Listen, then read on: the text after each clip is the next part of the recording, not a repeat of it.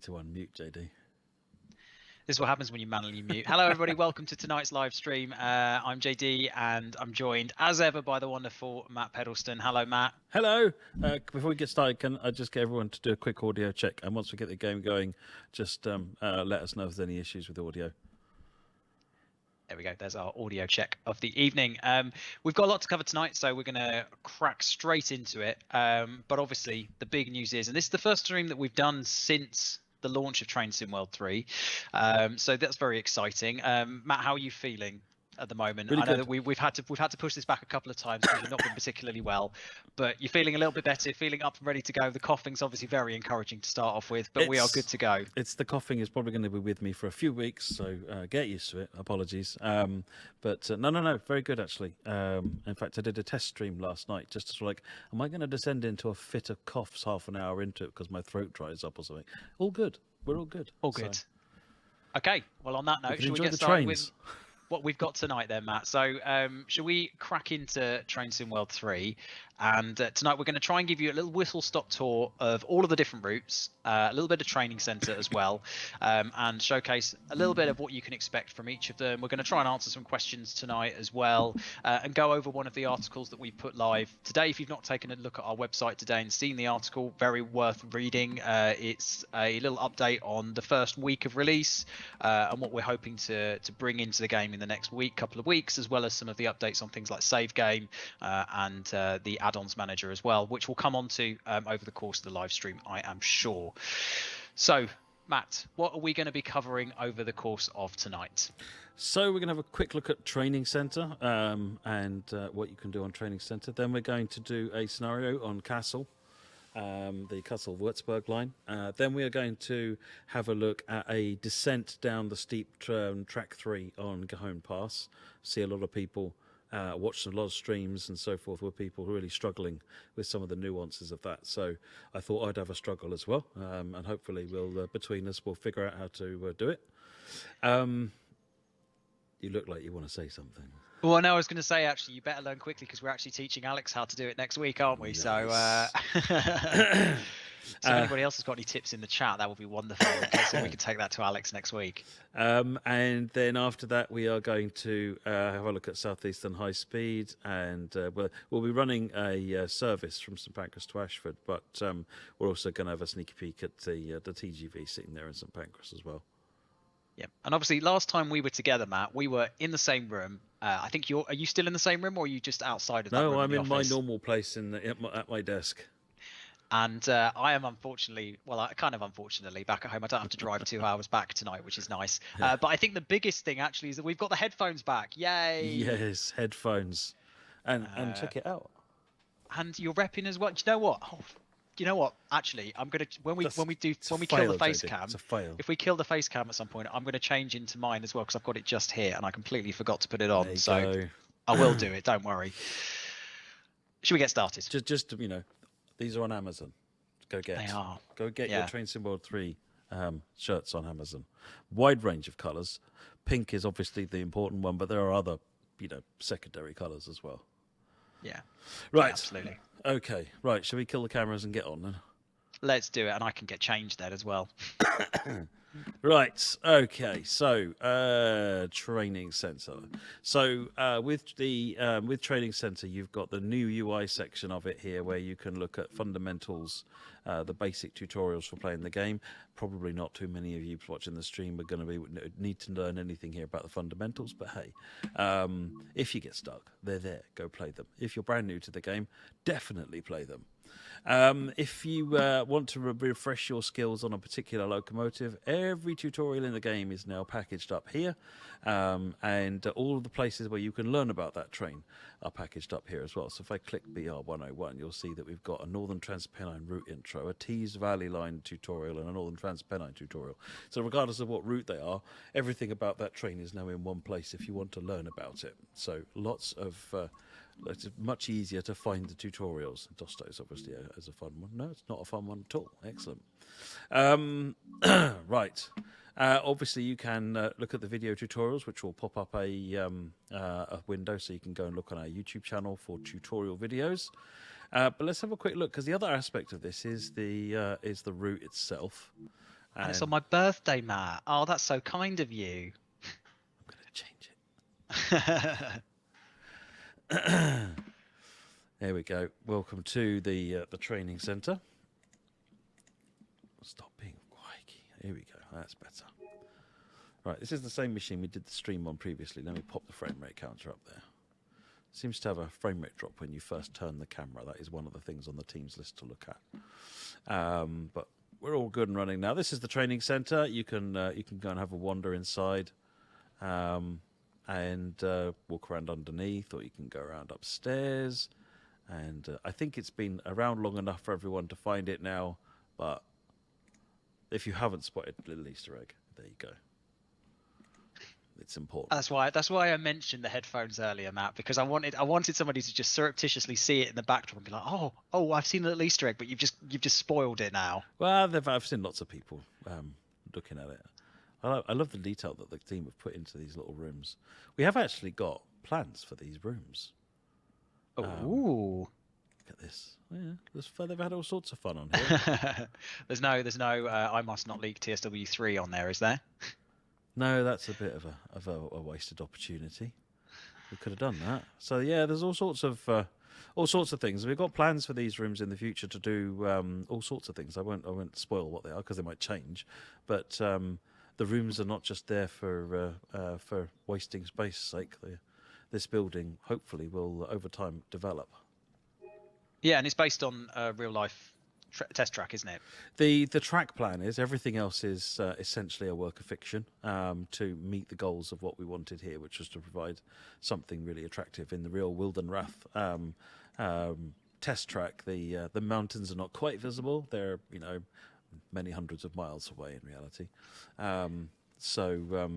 But we thought this looked really nice as a sort of like a first opening scene and a really attractive place to conduct your learning around. And but yeah, the track plan, if you're familiar with it, is the same as Test Track on TS1, which is also a model of Wildenrath.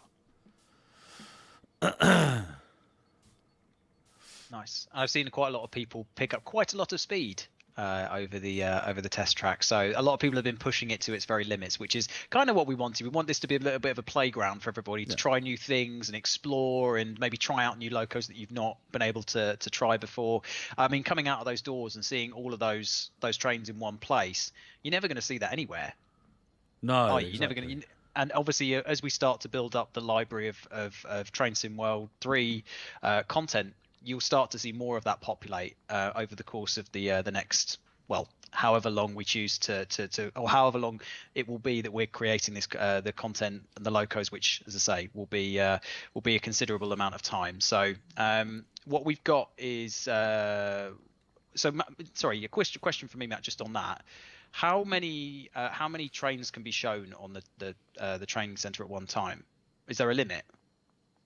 I mean, it supports Scenario Planner, so in theory you can do anything you like with it. I have no idea what the maximum number of train Scenario Planner I think is a maximum of 30 services, so that would imply a maximum of 30. There's quite a lot of start points. I don't know if there's enough to do 30 different ones, but as you can see, the default timetable here is fairly packed with stuff, just waiting for you to go and explore and have fun with. Absolutely. Witty username says they derailed the ICE3 at 200 miles an hour plus on the test track. Felt that they could have gone faster if the curves weren't so sharp. Well, we'll look at straining them. Yeah, so now one thing I know that has come up is some people are having difficulty because all the trains are cold and dark. So I know one thing that we are looking at is what we do, because what I don't want to do is take away the cold and dark, but equally it's it makes it a lot harder to make anything move in here. So we're looking at options at the moment. We definitely hear the challenges you're facing, so we'll see what we can come up with for a good solution there. Yeah, and just for the uninitiated, what do you mean by cold and dark versus like a warm start? So a cold and dark train is dead. It's powered down. It's how it will be left for extended periods. It's not consuming any power. It won't go anywhere. Brakes are usually empty and discharged. And so warming up, whereas a warm started loco is sitting there, and essentially it's like you'd find it in most service modes, where it's one switch, put the reverser in and go.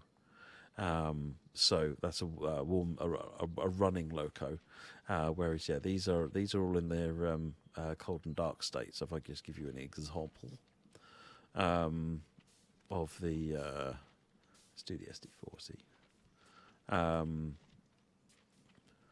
So you can see it's dead. You can't hear anything at all. The engine's not making any noise. And you would hear it on. You would definitely hear it at this point. Oh yeah, definitely. So let's put some switches in, put the reverser in and on. No, it doesn't go forward yet. Don't be silly. I do enjoy the tool. I enjoy the tooltips. I think they're a really good addition as well.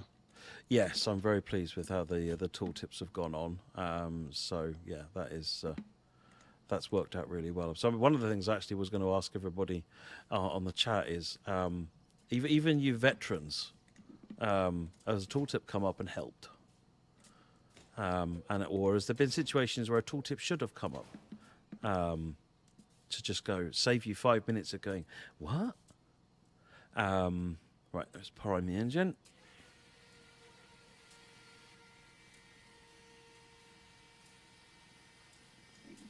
And then we can.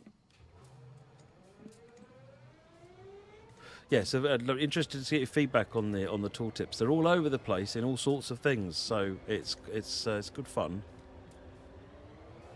Yeah. A couple of questions in the chat around, is there a roadmap this month?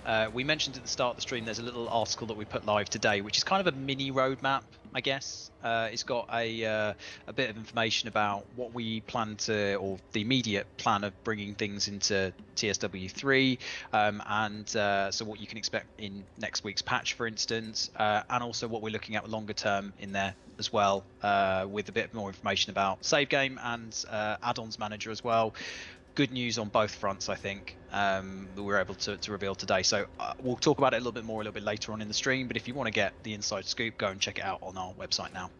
Yeah. And thank you very much, Derek, for putting that in the chat for the YouTubers. Right, so we should. You can hear the engines up and running now. Equalizing reservoir. Oh, okay, now the brakes are charging. It's these two gauges here. So as you can see, cold and dark locos, there's quite a lot to do. You know, there's quite a lot to do. Once you get the hang of it, it's good fun. There are no tutorials covering it. The tutorials focus on what you would normally need to do in the game. And this is one of the reasons we're looking at other options for how we can retain this extra bit of fun, but not make it to where you have to do it. Yeah, there are quick start guides in the manual if you need to jump in and access the cold starts. I think James in the team included those as part of the manual. So if you are stuck, that's a really good place to go to go and check it out. But yeah, I think I agree, Matt. One of the things that I think we were chatting about earlier is actually how can we make this more accessible for people that perhaps are not that familiar with cold starting a loco, because particularly in the case of the ES44 C4, it's quite a complex series of operations you need to do. Yeah, absolutely. I'm kind of dragging the train behind me. It's got its brakes on, but it's fine. But there you go. That was a process of getting that one up from cold. So there's everything down here is done, so you can have a play about and make them work and look at tutorials as JD said. If you haven't seen the manual, by the way, then do go and look at the manual. It's the author of that manual spent a lot of time, and hopefully it'll answer your questions. Absolutely. Yeah, if you've got any feedback on the manuals as well, let us know, because I know that blood, sweat and tears went into the one that was probably more tears than anything else went into the one that is currently up there, but we always want to try and see if there's anything else we can add to it. Oh yeah, definitely. By the way, cool. I asked the question everybody wants to know the answer to today. There is a donkey on this route. Oh. I don't know where it is. I know what it looks like, but I don't know where it is, and it's quite fun. I don't know its name in history. I have asked for a briefing of the donkey's name and history. I don't think Adam would quite realised that all of our donkeys have names and histories, and he was as bemused as I was when I found that is the case. So yeah, it's but there is a donkey. So if you're looking, if you are a donkey spotter, then have a hunt around. Yeah, and for the uninitiated, there is a donkey on every Dovetail produced route in. Is it from TSW2 onwards, or is it TSW 2020 onwards? Oh, I think they've been putting them in since the start. Since the start, so yeah. If you're looking for something else to explore on the routes, try and find the donkeys. We always try and hide them in really ridiculous places so that they're fun for you to try and find. Yeah, definitely. All right, should we go on to Kassel? Yeah, absolutely. All right. But yeah, training centre's a lot of fun. There's some good tutorials on there. There's other tutorials you'll find elsewhere as well, such as on the routes themselves. So particularly on the advanced tutorials, definitely would like feedback on how you get on with them, because we want to try. There is a really fine. I've seen feedback. We did some user experience testing on it, and it was really interesting that in the same report, on one it said that there was not enough information and too much information. It's kind of like we don't know how to do this, and your information overload on is just like, okay, I need to find it. So if you've got any tips, any thoughts from what worked for you and what didn't work for you, then do let us know. It's something that needs to be tuned. I love the lighting on this. Ooh, power outage as a result. So there's going to be a lot of northbound traffic tail chasing towards Kassel. A lot of traffic's been sidelined, but we're going to be let through because they need this power car in service. But we're the lowest priority on the line, so we are going to be shunted to one side all the way up.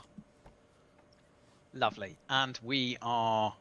this is a bit of a unique scenario, isn't it, Matt? Because you've only got the one car for this one, haven't you? Yeah, only the power car for this. It's based on real move. It's not a complete work of fiction. It's based on a real move. And when we saw the photograph of it in that state, we were like, "Oh, come on! One of the scenarios has got to let you drive the power car on its own." So yeah, we did. Of course, this is the ICE one as well, which I'm sure a lot of people. I know a lot of people are really excited for it, and I'm sure a lot of people have had a lot of fun exploring and trying to get it as quick as they possibly can do.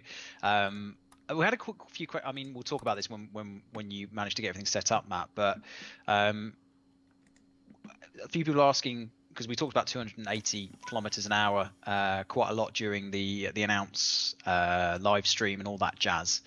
But a few players have figured that the limit was 250 from what they've been able to play. We have a couple of, if you are looking to hit 280, we have got a couple of services, haven't we, that you might be able to do that on. Yeah, so ICE 783 runs from Kassel to Wurzburg and does let you go up to 280 kilometers per hour.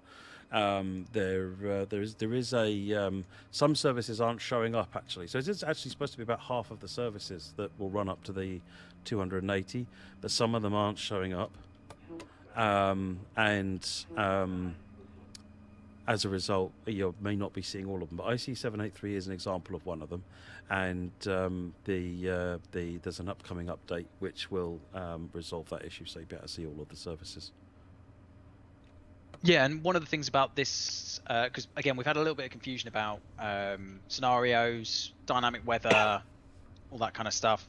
Essentially, this is kind of a scenario which has dynamic weather, but it's fixed dynamic weather, isn't it? It doesn't change with on a random basis. It is sort of predefined what weather you're going to get as the scenario develops. Yeah, so this is a linear sequence. So it uses the same weather system as the dynamic weather in service mode. It's just that it's randomly picking from one option. But the amount of time it takes to transition has an element of randomness to it as well. So, it might take longer or less time depending on how you play it. But this scenario essentially features the weather going from this quite bright sunny day to being torrential downpour with lightning and all of the works by the time you get to the other end at Kassel. Yes. Oops. Jumped the gun a bit there. There we go. Let's not derail, Matt. Oh, we won't derail. And actually, for one of this comes up. A few people have said that. So why is this train limited apparently to 140 kilometers per hour?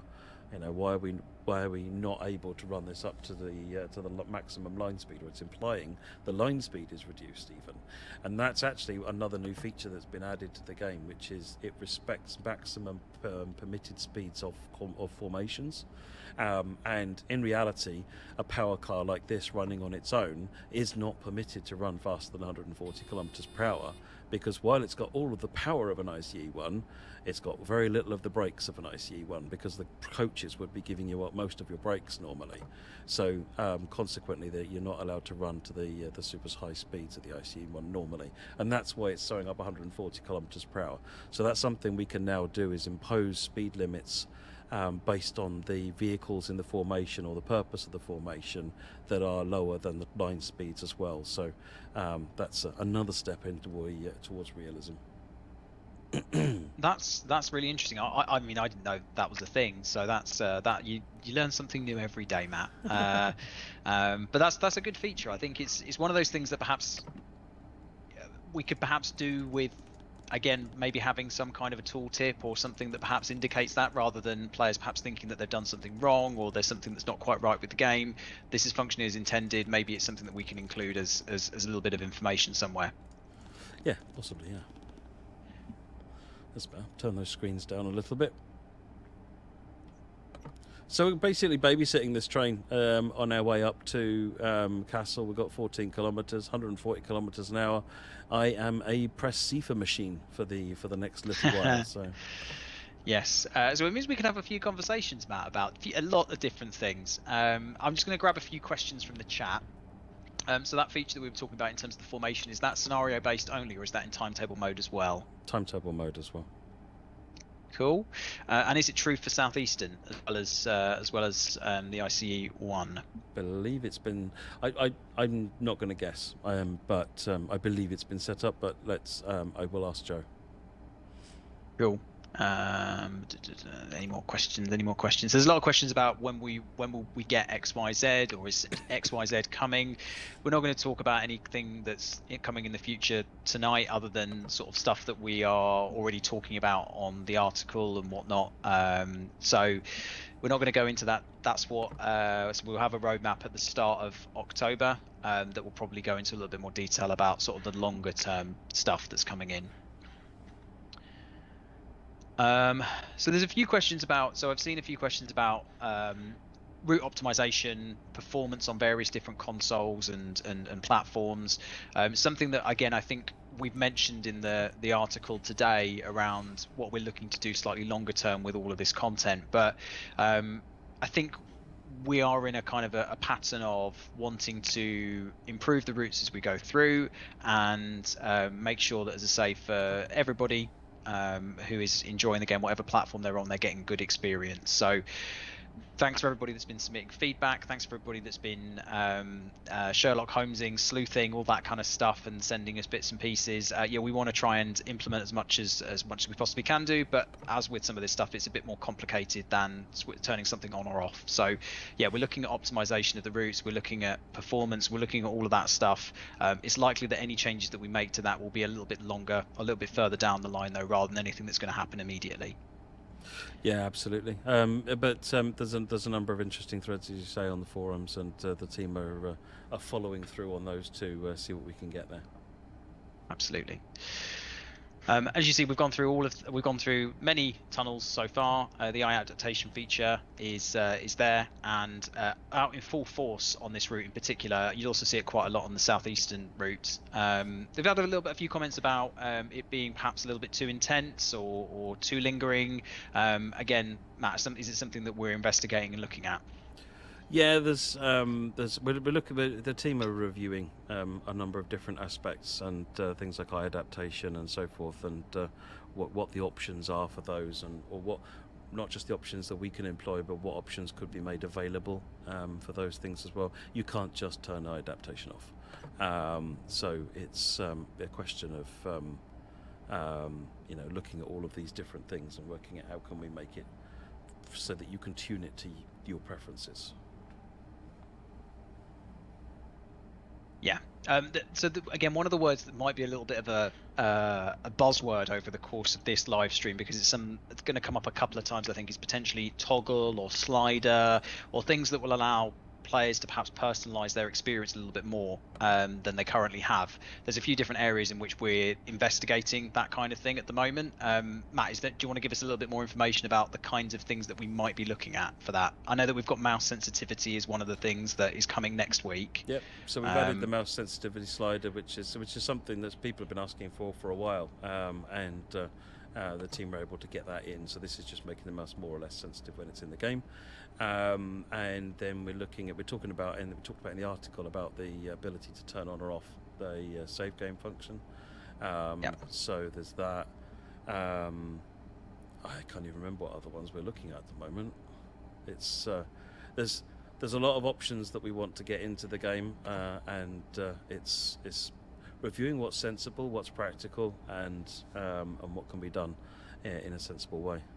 Yeah, the other one that I think we were talking perhaps about is dynamic weather, and it's I guess invert commas intensity or frequency of change. Frequency, how variable it changes. Yeah, because some people really like the fact that in the case of an hour's service or tight gameplay. Oh, hello, LZB has just woke up. We're stopping in 3.8 kilometers.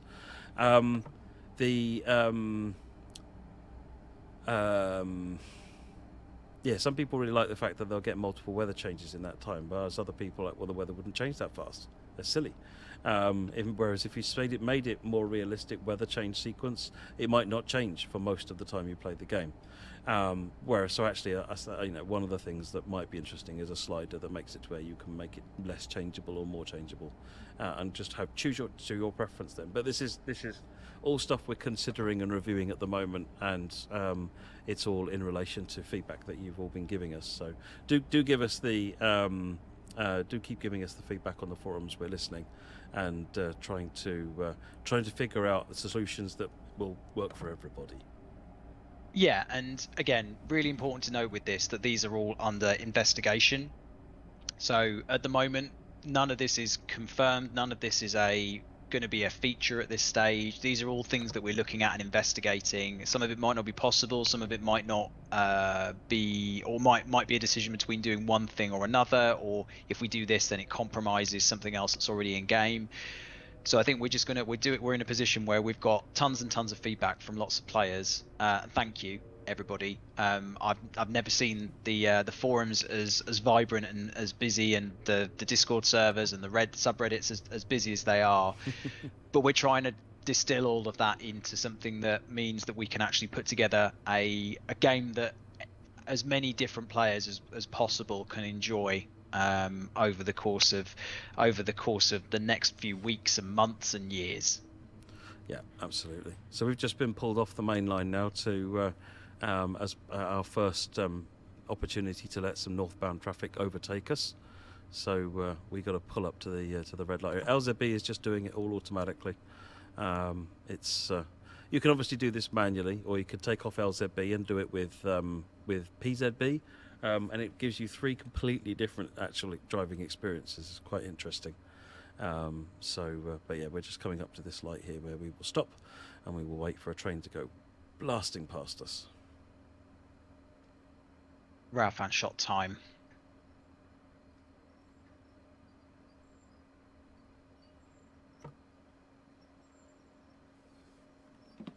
And important to note as well, a lot of the things that we're talking about tonight are specifically geared towards Train Sim World 3. So again, if you've looked at the article today, we are still committed to bringing the content that we have promised over to Train Sim World 2, including Add-ons Manager, which we'll come on to in a second. But the majority of the stuff that we are talking about today is related to Train Sim World 3, and whilst we're looking at things that we can do to improve the whole game and the routes that we can over the course of the whole of the Train Sim World compatible collection, we want to try and focus first of all on making sure that the core routes with Train Sim World 3 are as we want them to be, and then we'll sort of drip feed other things through as we can and as we get the availability to do so. Again, hopefully some of these improvements we'll see across the whole sort of plethora of add-ons that are available. So, but we're going to be focusing on the TSW3 ones first. Yeah, absolutely. And the core game, obviously. Just waiting for my light to let me carry on, which will happen any second now. Game.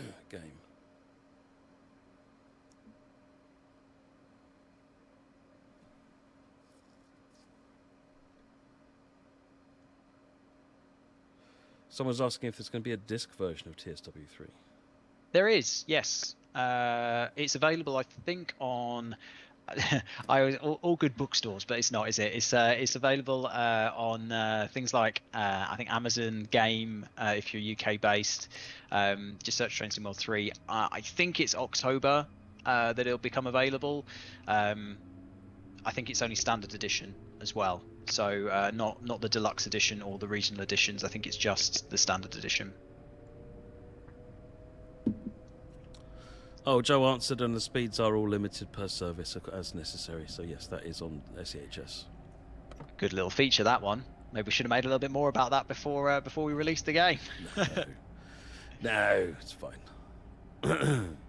Fake Beakin said on the B side of the disc is Matt singing his favourite railway ditties. That's the A side, Baked Bean Kid. Yeah. With a picture of me wearing my headphones to spin around in the CD player.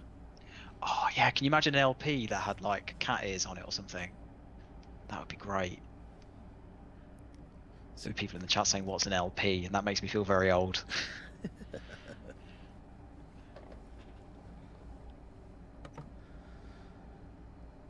Oh, right. So we've just left the previous siding, 15 kilometres to our Kirchheim for our next waylay.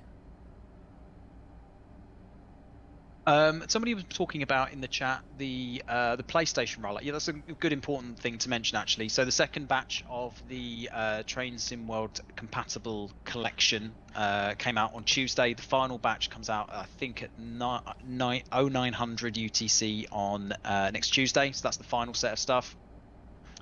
To cut a really long story short, the Thursday before release, we were informed by Sony that they weren't able to release all of the content at the same time as we'd been working towards for about 3 months previously, which is unfortunate.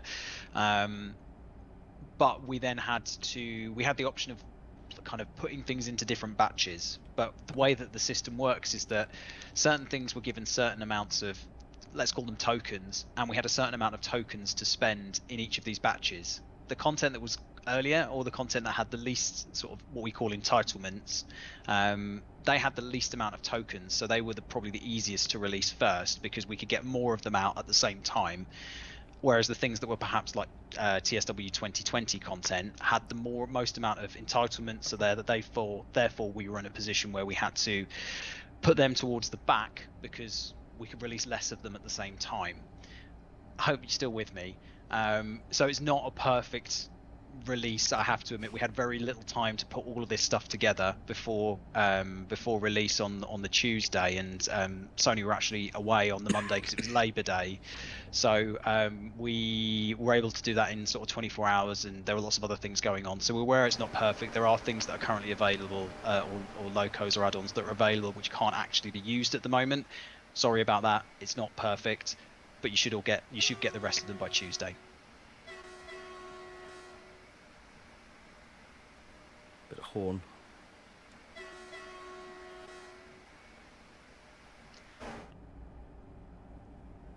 It just doesn't feel right just having the one car for this. It just doesn't feel like it should be like that. But yes, yeah, it is odd not having the rest of the train there. It's a bit like the 91 in the UK, which is actually a locomotive, but it just, and even got a cab in the back, but it just looks odd without the rest of the train. So Drawout has said in the chat, and again we've talked about PlayStation, so let's talk about Add-ons Manager. Again, if you haven't looked at the article that was released earlier, it gives a little bit of a summary on where we're at with Add-ons Manager. There is some good news. Hot off the press today is our QA team signed off on the TSW2 version of the Add-ons Manager. We're always planning to release it on TSW2 first. That's where most of the work has, when we've started the work way back when, Most of the work was done on the Train Sim World 2, what we call branch. So we've continued it on from that. Obviously, we know everybody's been waiting for a long time, so we wanted to make sure that we got something out to people earlier. So that is currently, that's gone through testing. We're happy with it, and we want to get it out next week for Train Sim World 2. Whereas for Train Sim World 3, it's gone into porting into Train Sim World 3 with immediate effect. So the team are now working on putting that into the Train Sim World 3 map. You're going to be able to think of a better word than me, into the ether of Train Sim World 3, so that then we can get it out to everybody who is currently experiencing the 64 gig limit. It'll also give a couple of performance benefits as well, particularly for 8th gen consoles and players who have got a lot of add-ons installed. The release next week is going to be for consoles only, so it won't be going to Epic or to Steam initially. We saw that there was very negligible effect on performance with those platforms. So rather than overcomplicate things, we're just going to leave that there for the time being. It might come at a later date, but we weren't seeing a huge benefit for, well, even a negligible benefit for players. So we thought, well, we'll leave it out for the time being and see where we get to. Yeah, consoles priority. That's where with the for this particular thing, they're the players that are experiencing the problems and will benefit from it at the most. So yes. yeah, that's the reason it's been focused on that one. And I have seen people asking, LZB is dropping me to 40 kilometers an hour in 3.7 kilometers. Good. Yeah, I've seen a couple of people saying, why did we not just switch over and do the dev in TSW3? Well, a couple of reasons. One, we wanted to get it out in TSW2. And the second one was TSW3 is very different in most of the ways that affect the way that the add-on manager has to work. So we had to kind of wait for TSW3 to be finished before we could get onto it. Otherwise, you're trying to build a house on a moving foundation.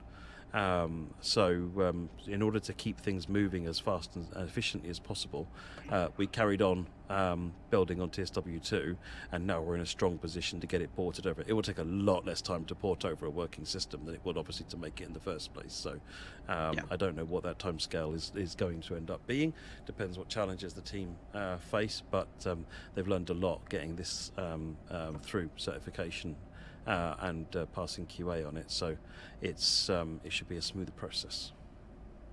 Yes, absolutely. So don't worry, everybody who is thinking, oh no, I'm going to have to wait another 11 months for us to bring out add-ons manager for TSW3. It's not going to be anywhere near that long. We hope at this stage. We've got a working, not a prototype because it's a finished product, but we've got a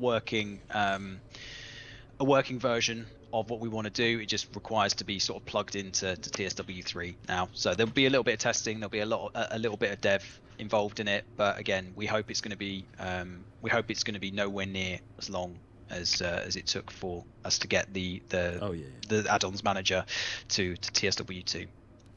So what's happening here coming up to Kirchheim is being slowed down to 40 kilometers an hour because in this siding we're being pushed right over into the end, and while this junction here is a higher speed junction, you'll see the next one is considerably sharper, so that's why the 40 kilometer hour limit is in place, because we're being shoved into a corner where we'll wait for the next round of traffic to pass us.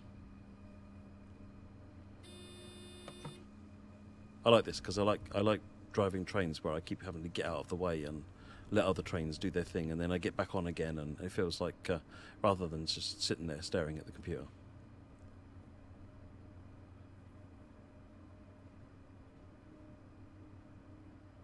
Lots of magenta wagons.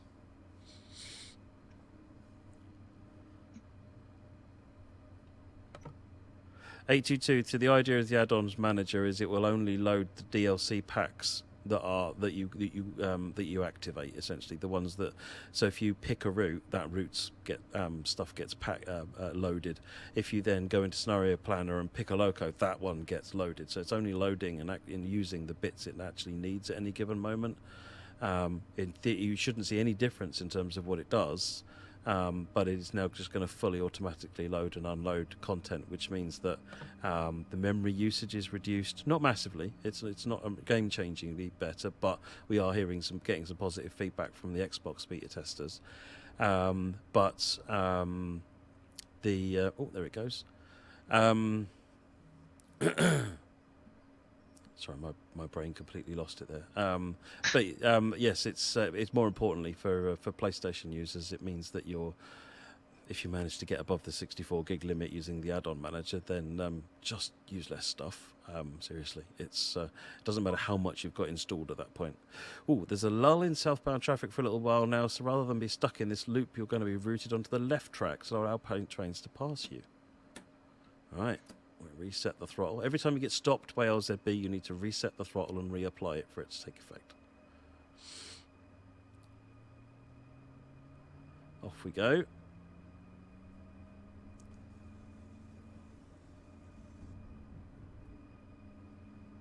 So just inside this tunnel, there's a switch track that will take us onto the left line.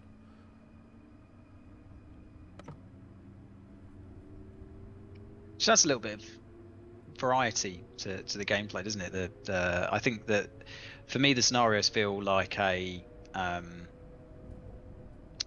not once in a lifetime is very much an overused phrase, but it's very much like a one-off opportunity to do something a little bit different. Yeah, the team have the opportunity with scenarios to get really creative. One of the scenarios actually that I've seen it take from people. I was watching one person stream it actually. It's a through Fire and Flames, I think, on Cajon Pass, and it features. It's about as a fire in the planes picks up while you're driving. And as the scenario goes on, so the smoke gets thicker and thicker and thicker, and because I've not seen that scenario being played through, and the person who was playing it was just was really enjoying the way that it the impact it had on the visuals and so forth. It was fun to watch. It does mean that the team can get really creative with some of the stuff they're doing, and service mode is more mechanical. These are where the trains go. Although I know Joe has some, and the team have fun with trying to inject some creativity into service mode. Scenarios are kind of all about creativity. Yeah, they're the developer's sandbox. Right, so now we're over on the left-hand side. If memory serves, we're going to get overtaken twice on this running. We're going to be on the left-hand side here now for a good 15-20 kilometres. As you can see as well, the weather has started to get a little bit more cloudy. I think the clouds are almost at maximum at this point, and the tone is all the colour and brightness has gone out of the world, and fog is starting to descend. And that's very existential crisis of you, Matt. I know. Doom and gloom, me. Quick question for the chat: What route are you most enjoying on TSW3? What's the one that you would be your kind of go-to if you're coming on for a half an hour or an hour-long session? What would you go to first?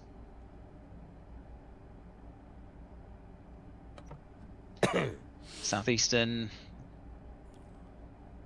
Come on, guys. I would genuinely struggle to pick between Cajon and Southeastern for me, because I am enjoying. The next thing that we're going to do is a downhill run on Cajon, and it's probably one of my favourite things to do in the game now.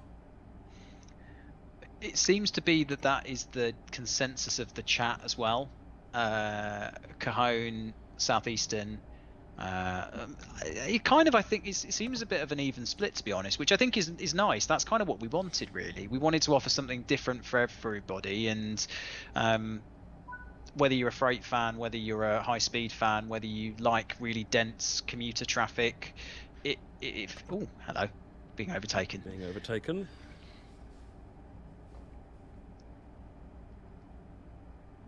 Yeah, so it's quite an even mix, which is nice. Yeah, I've seen that certainly with a lot of people. It's the roots of all. They've found their fans. It's which is really good to see, because I know that the three routes, the teams have tried to put as much as they can into making them authentic and fun. Yeah, there's a good question in the chat actually, and it kind of depends on what platform you're playing on. What do you recommend to increase FPS as much as possible? Now, we're going to assume you're a PC player. We've seen that a few players they've changed the clouds from ultra to high has increased quite a lot. Make sure you've not got anything that might be conflicting with the game file. So if you've got any mods, just make sure that they're not impacting your gameplay experience. Matt, any other suggestions from what you've seen? If you're a PC player and you've been tempted to play about with the ini files, and if you've no idea what I'm talking about, that's fine. Don't. But if you have been tempted to play with the ini files and things aren't running great, don't be afraid to reset them and start again, because sometimes a setting that would have worked previously maybe is working differently now. So if you're not sure, just back up your ini file, you let it generate a default one again, and then reapply the settings and just see whether or not that actually is helping. But otherwise than that, it really depends what's causing your frame rate problems. But there's a wide range of different settings, and so what I would suggest is put it on low, and it'll look pretty awful, but hopefully it runs absolutely stunningly well, and then you can start dialing the settings up to find that point where it visually does what you want versus the frame rate that you want.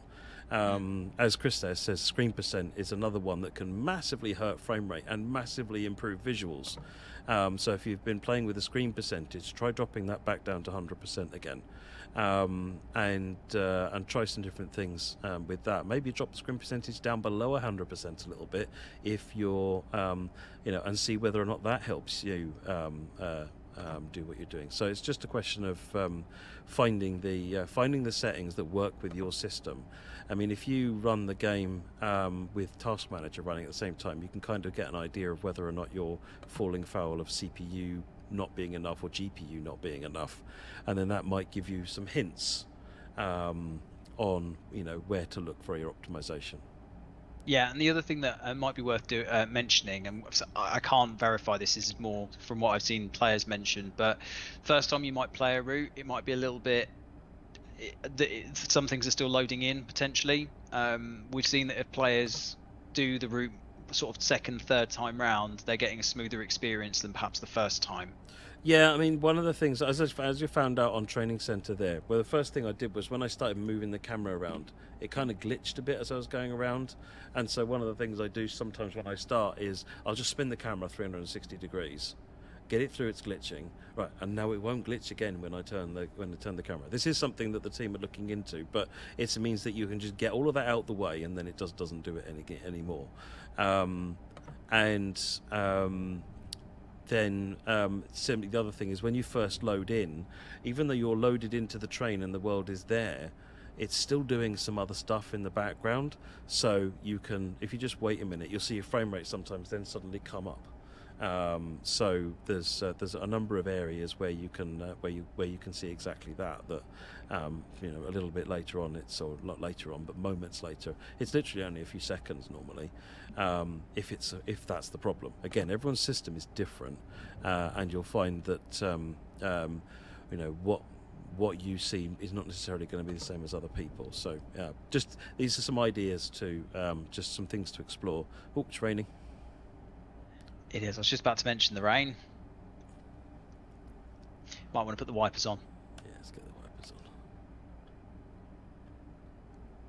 There we go.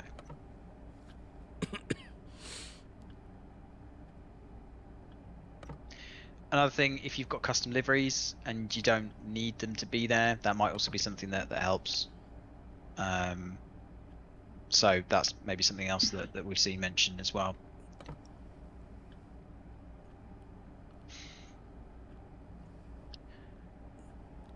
Cool. So Matt, I have to admit, I've not really been paying attention. I've been paying more attention to the chat. How much longer do we have of this scenario? So we will be doing one more layover, and then we'll be doing the last run into Kassel. I can't remember how many minutes that works out at, but we're not a million miles now. So after this, 45 minutes. This one in total.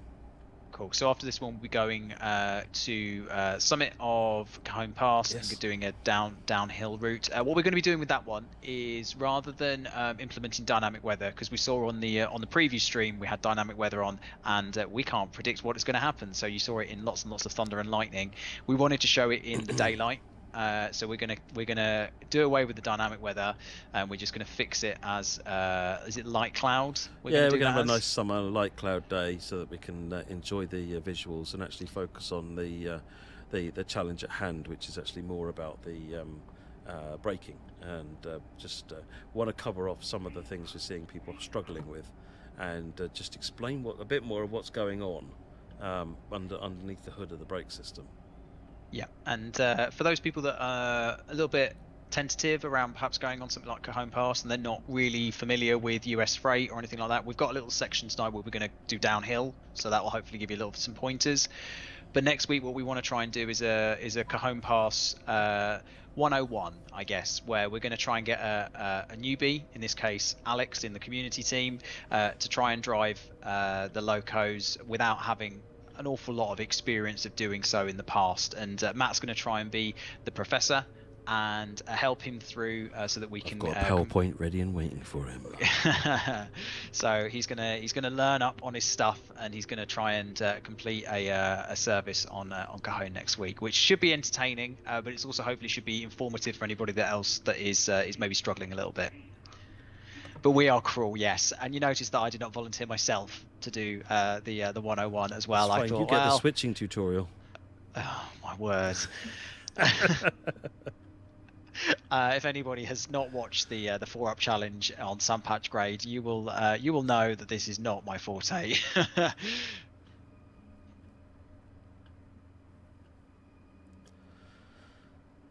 Right, coming up on this red light. And then as soon as that other train is cleared, we'll then be allowed out. Wonderful. Should we talk save game? Let's talk save game. Cool. So we've seen your feedback. Thank you very much for letting us know what your thoughts are on save game. It's a really difficult one for us to gauge because I think when we were look through all of the things that we felt were the biggest priorities to sort and to make sure that we put resource behind to make Train Sim World 3 as good as it could be, not necessarily on launch, but a little bit further down the line. Save game was, from what we could gather and what we were able to test, seemingly not in a fit state to be kind of in the game. And so we made the decision to take it out of Train Sim World 3 with a view that we were going to be able to then implement a full solution which works and that wasn't going to have any issues a little bit further down the line. Now, we've seen your feedback. We've seen a lot of people that are perhaps wanting to have the option to implement save game, even if it's not quite 100%.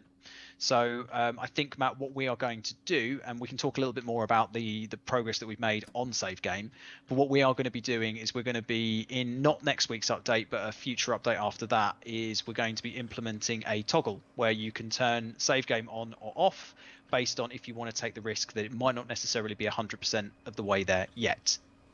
Yeah, it means that you get that choice. Yeah, however, there will be some improvements as well. So, Matt, do you want to take a little bit away from that? Yeah, I won't go into lots of technical detail because I'm not the person to do that. It's we're talking right down in the depths of the system. We've been focusing on the core improvements, on the core aspects of it, rather than the content. So things like the code that controls how trains get initialized when they're resumed from a save game. We've just transferred back onto the right-hand run line. And how the dispatcher is set up and all of these different things. So there's quite a lot of different areas there, and the team have found some fairly sizable issues, to be blunt, and have resolved those. So this first update, now obviously this has all got to go, none of this has even hit QA yet. So with the caveat that it hasn't hit QA yet, and so we'll see what actually makes it through. But the scale of the problems that have been fixed are decent, actually. I'm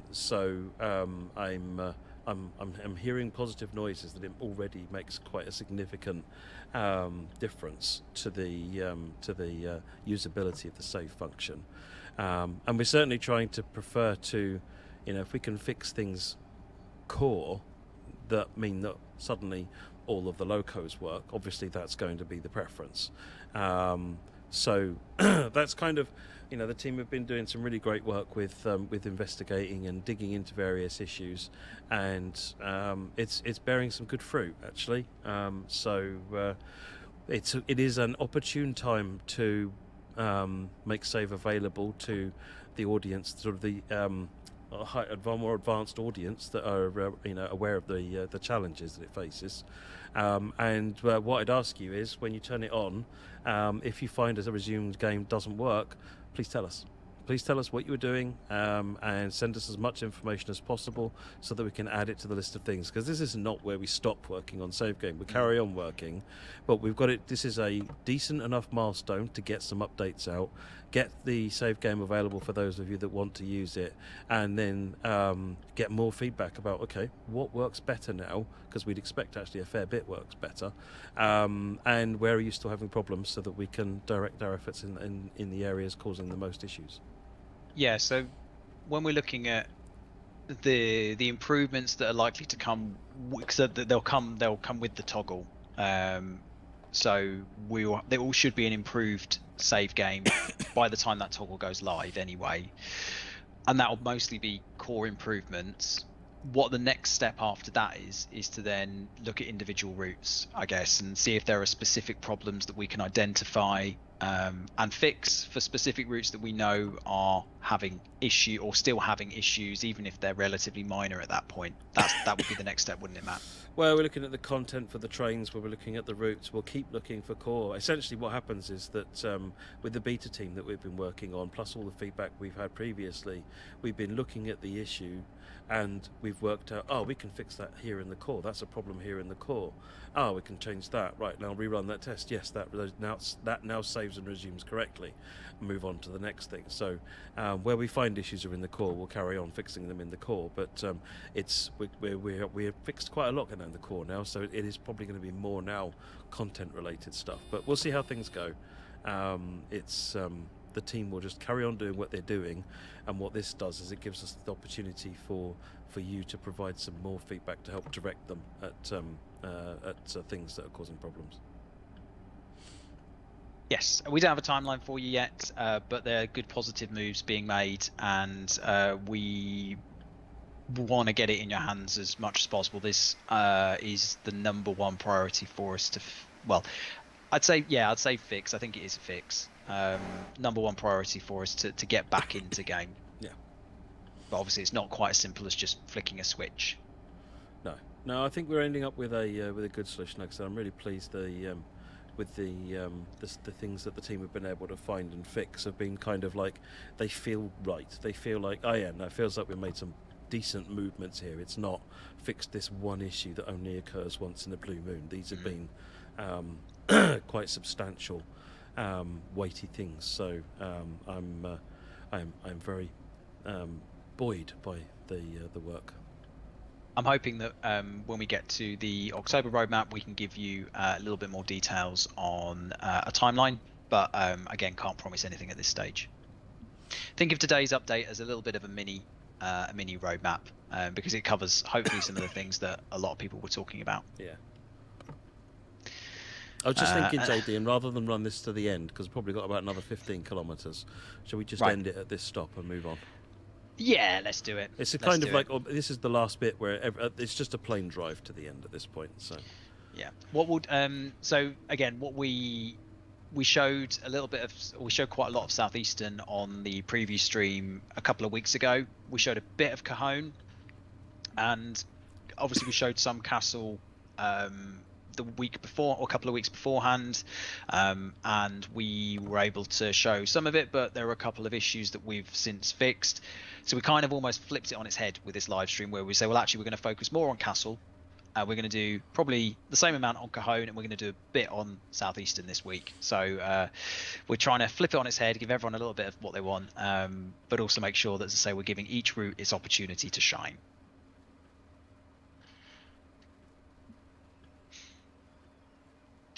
Mark, Tubster, any news on the maximum DLC limit on PS5? Check out the article. We just talked about Add-ons Manager. Don't really want to go into it again right now because we just talked about it. But if you go onto our website, there is an update on the most recent article around Add-ons Manager. Actually, we will get moving to the next one. What I'm going to do is, as soon as we get going, I'm going to let Sifa do an emergency brake, and then I'm just going to quickly show you how to recover from an emergency brake on the ICE one. Yes, and I'm going to leave that. I'm going to leave that to Matt to do, because what I'd love to be able to do is to be able to chop this bit out and then put it on the channel. It's already covered in the new ICE video that's already out. True. This is true. We are looking at we are hoping to get a Javelin tutorial live tomorrow for anybody that's interested on the YouTube channel, and I think we're looking at getting the ES44C4 tutorial video on our YouTube channel ideally next week, but it might be the most complex one for us to do, so I'm not promising anything.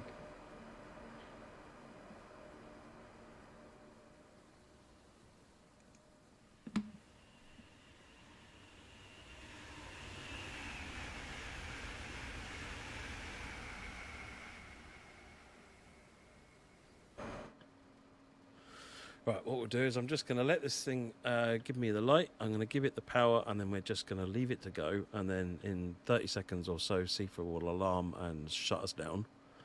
And then I'll just quickly show you what to do to make it work again.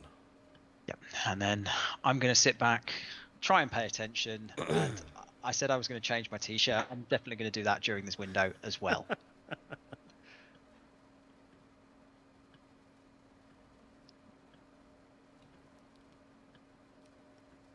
Again, if there's loads and loads of really good tutorial content on our YouTube channel, not just made by us, but made by lots of really good creators on all kinds of different things related to TSW3. So if you are stuck, that would be the manual will be my first place to go, and then second place to go. Obviously, the tutorials in game should cover a lot of the stuff. But if there's anything in particular that you're struggling with, that YouTube channel's got loads and loads, or YouTube playlist has got loads and loads and loads of stuff on it. So hopefully you'll find what you're looking for. And there's content in lots of different languages as well. I think we've got some German content, some Spanish content, and obviously English content as well. Right, so we're off. I'm now hands off. I am going to ignore the Sifa alarm when it comes up, and joyfully it's probably going to go off in the tunnel. Put the cab light on. Sifa's starting its alarm. There it goes. Definitely going to be in the tunnel, aren't we? Right, Swamsbremsung is going, so we're now slowing down. It's fine. We can do this in the tunnel just as well. Do it for ending up in a tunnel on this route is probably not an unlikely situation. No, that's true. Do we have a percentage of how much of this route is in a tunnel? 50-50. Is it? Okay. Yeah, I think it's about 50-50. Right, I've pressed Q to acknowledge that. It doesn't. It won't release it. I've got to wait for it to stop. All right. I'm going to let you take it from here, Matt. Okay. The floor is yours. So we're just waiting for the train to come down. So 30 kilometers an hour. I'm just basically leaving everything where it was. I did acknowledge the Sifa to shut it up because it was driving me up the wall. And right, now we have stopped. Your normal process is going to be to reset your throttle and try and release your brakes. But what you'll find is that the throttle interlocks won't come off. You got this red square still, and it's because your brake cylinder is still at 4.8. You've still got your brakes locked on, and that's because your brake pipe is at 0. What you need is this one here, HLL fill. If you press that, it will pump air back into the brake pipe, and at that point, your throttle interlock comes off, and you're good to go. Apply the power, and away we go. As soon as the system winds back up again. And that will be added as a tooltip, I understand, in the next update. Yes, yeah. If you try and apply power or release brakes when there's no pressure in the brake pipe or too little pressure in the brake pipe, it will pop up a thing saying you need to refill it using the HLL fill button. So it's it'll give you a hint, hopefully poke you in the right direction, which is what those are really good at. And Crazy Killer, literally, as we just said, now that sounds like it needs a tooltip. Well, here we go. Yes, absolutely. So these tooltips, by the way, if you don't like them, you can turn them off in the top left. In the settings, there's a thing for turning off those notification things. Right, let's come out of that one then. But I do quite like that scenario. It's different to the usual. Right, let's go for a little Cajon pass. And we are going to run a Houston-San Diego manifest train around 9:23, 9:39. Stop guessing. So that was the 9:39, yeah. Custom weather, and we'll go for a nice July day, but we'll make it my birthday this time. And we will go spring cloudy. There we go.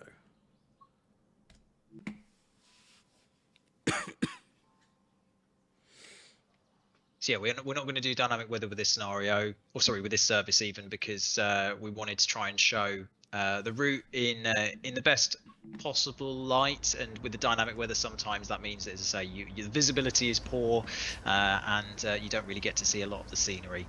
Yeah, we're seeing what you're doing in this one is what we want to do. So this is a warm start. So the locos are running. We've got to put the generator field on, reverser in and forward, and we're basically ready to go.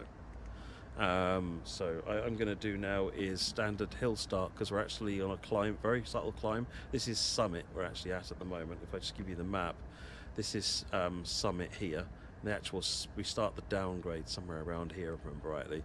This is then track 3, which is the steep grade, all the way down at around 3% until we rejoin the rest of the tracks for the run down into San Bernardino. So it's you have to watch what you are doing. This is what I'll say.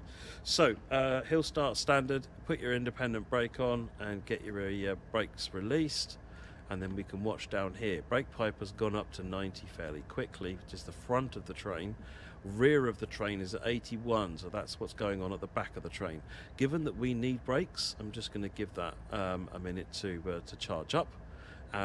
What I am also going to do, I don't need banking com because this train don't have bank and doesn't have train on the rear. Look, it's just got the end of train device, so we don't need banking com. We've got 4 on the front, and that's it. So our pressures are coming up. Now, if you're about to use the brakes, you're better off ideally waiting for it to get up to the full 90. I'm probably going to not cheat, but not necessarily drive ideally and get going so that we can get moving. But then I can show you the impact of what happens if you suddenly find you haven't got any brakes, or it appears to be no brakes, and it's because the front and the back pressures working the way they are. If I did a minimum set on this brake pipe now, half the train wouldn't do anything because the part of the half of the train is below the minimum set threshold. Right,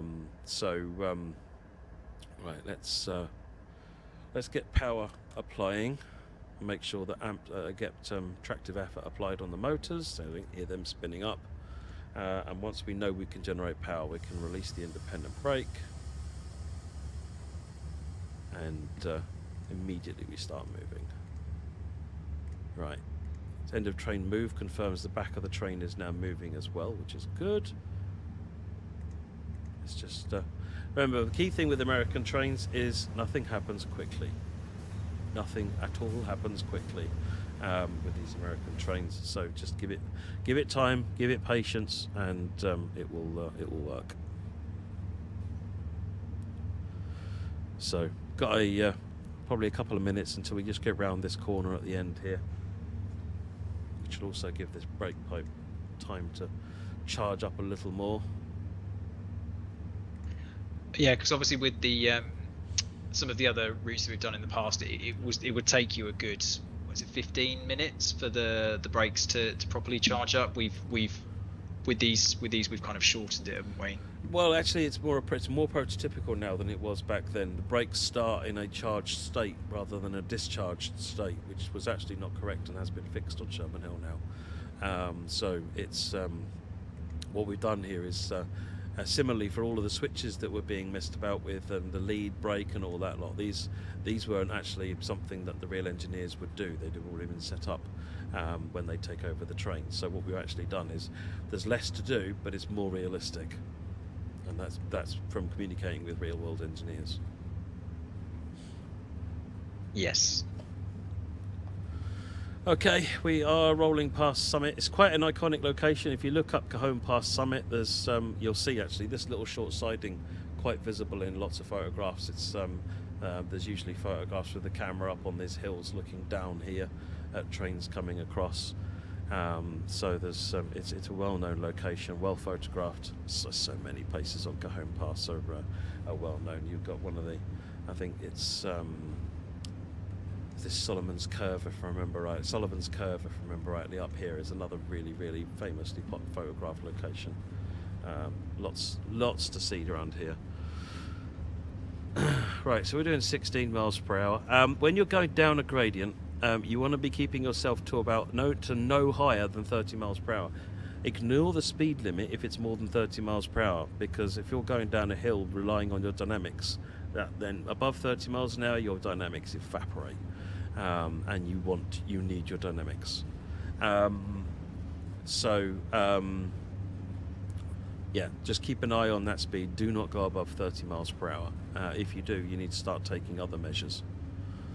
It's like putting extra brakes on.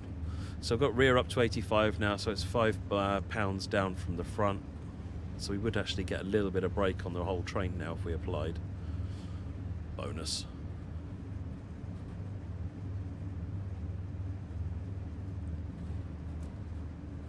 As we come around the corner here, it's these services that start at Summit are a really good way to practice the downhill run.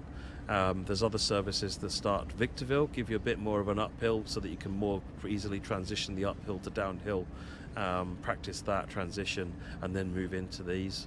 But it's yeah, so it's good fun to do that. Obviously, if you want a longer, slower descent, then you've got the runs northbound from Barstow, from Victorville to Barstow. We're going to be it's still, I think, a good 1.5–2% gradient, but it's over a much longer time, so it'll be easier to maintain, but you'll have to do it for longer. This is the black run of the route, isn't it? And the rest of them are kind of the green or the blue slopes, whereas this is the black run. Oh, you're using skiing terminology. I've never been skiing. I'm clutching at straws here, but it was the best thing that I could. Every time I try and take a photograph or a screenshot of the clouds shadows, I never can get it. But here you go, look, cloud shadows. And if you capture this and record it and then speed it up, you'll see it moving along the landscape with the clouds as well. It's really cool. Right, we're starting to go downhill. I'm going to start getting the dynamics powered in. They won't fire up immediately. They'll need time, 10 seconds to come into action.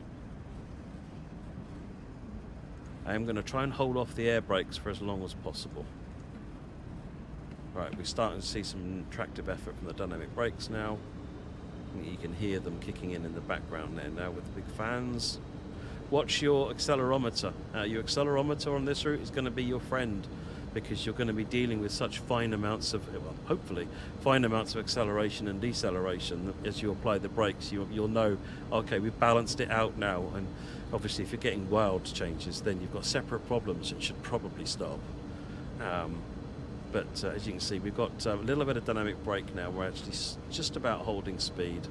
I just want to wait until this is now at 90, and then we'll get the full power of the air brakes when we apply our minimum set. So looking at the accelerometer, we're still doing all right. We're 2.4%, but we are now on I love this part of the route because all these lines are at different altitudes and doing different things. It's a really interesting part. You've got Palmdale cut off in the background there, which is the Union Pacific. And if I time this right, we will see a Union Pacific train. Let's dial in some more dynamics. We're speeding up again. Watch that accelerometer. You cannot take your eye off this run for a second. You will fail if you don't watch it like a hawk. You know, this is the people say driving American freight trains is slow and dull. This is where it's not. You know, I was doing a test on this last night, and I took my eye off it for about 30 seconds to check something else. I think I was looking on a forum, and when I came back, I'd gone from 30 miles an hour to 35 miles per hour. My dynamic brakes were no longer holding. We were accelerating out of control, but just very gently. But we had nothing, we weren't slowing down anymore or maintaining speed. Right, we're now at maximum dynamic brake, and we're still just about accelerating. And the only way I could stop it at that point was to, I applied more air, but I needed sufficient amount of air that I had to bring the whole train to a stop, apply all the brakes, release all the automatic brakes, let it all charge up, and then get going again. So it put probably a 5-10 minute delay on my service because I went 5 miles per hour over the speed limit, and in order to get control over the train again, that's what that cost me. Bad practice, by the way, to release your brakes while you're driving. I'm going to get the minimum air, the air going now, because we're already breaking speed limit. So you can see the air has dropped, and I'm actually going to drop it a little bit more. So we're going to go down to 80 pounds on the equalising res, and don't worry too much about the fact we're overspeeding a bit. Okay, I've already lost not been paying attention. Oh no. I've already not been paying attention. Oh, I know why dynamics have gone. Right, dynamics have gone. How do I know the dynamics are gone? You can't hear them, and the tractive effort control here has gone to 0. Bail off your locomotive brakes. Notice the BC value is going down, and as soon as it hits 0, you'll see the Cajon, the 1,000 pounds of thrust start coming back up again. Yeah, I've done this really badly. This has gone. Well, perhaps we won't use this as a super badly. I'm really glad that you're going to be teaching Alex this next week. Super badly. Super bad. But this is it. I mean, I practiced this last night, and you're not paying attention, you will lose it. I'm going to put some more air brake on. I should have applied the air brake sooner. But it just goes to show, doesn't it? I mean, you've done this route how many times? And if you don't pay attention, it is punishing. Yeah. Oh yeah. I mean, this is a steep gradient, and I'm hauling 6,000 tons of freight. Yeah, you can lose control of it really easy. I've just lost the dynamics again. So because I applied more air, it put more air in the loco brake, so I lost the dynamics. We are still accelerating. Let's put some more air on the whole train. Crikey.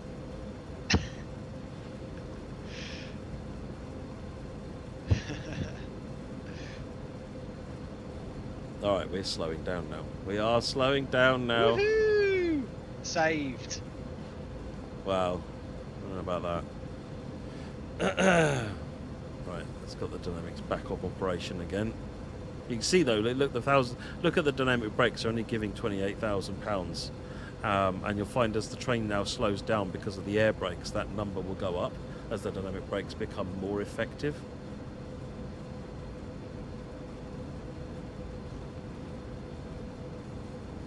I did this perfectly last night. I'm gutted. But I did it twice, and I failed it the first time, and then I did it, and it just, you have to watch it. When I said you have to watch it, I am not kidding. You really do have to watch what you're doing, otherwise you do get something like this. The steep run isn't particularly long, so it's kind of do it over and over again and get practice at it. So I was put good news, Red Leaves put good news, JD, you might get to bed earlier than you thought because we're going to arrive a lot quicker than we thought we were going to. I am well up for that. Everyone in the chat knows that I like to be firmly tucked up in bed, nice and early. I'm one of those early go to bed, early risers. So I'm one of those people that you hate that are up at 5 o'clock in the morning. So in order to maintain that lifestyle, I need to go to bed early. I've got one train going up the hill. So we're not far off the speed limit now.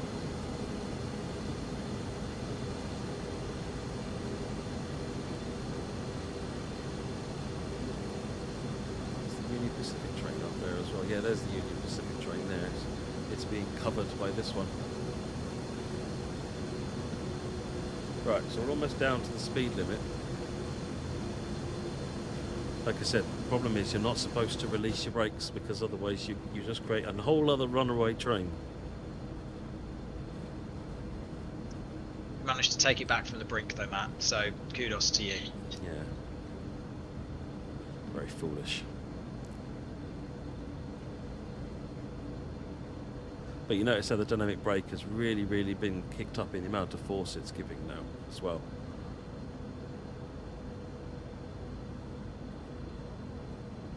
So if you run into a problem like this, if you find yourself chasing the train, because you should always be in charge of the train. It should be doing what you're asking it to. You should not be reacting to what it's doing, like I just did there, because I wasn't paying attention.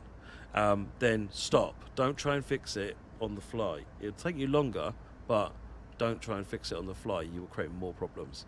So I'm just letting the brake cylinder charge now up with the independent brake, and then I'm going to go ahead and release the automatic brake entirely, and we have to let that charge again, which is super dull and boring. And I'm going to bring the dynamic brake off. That's better. So we've just got to wait there now. Let's go and do some rail fanning. We catch back up with the UP train. He's over there laughing at us all the way. Laughing at us all the way. We're playing a good game of hide and seek, though. I imagine they're going to find it quite difficult to see us, despite the fact that we're in a bright orange train.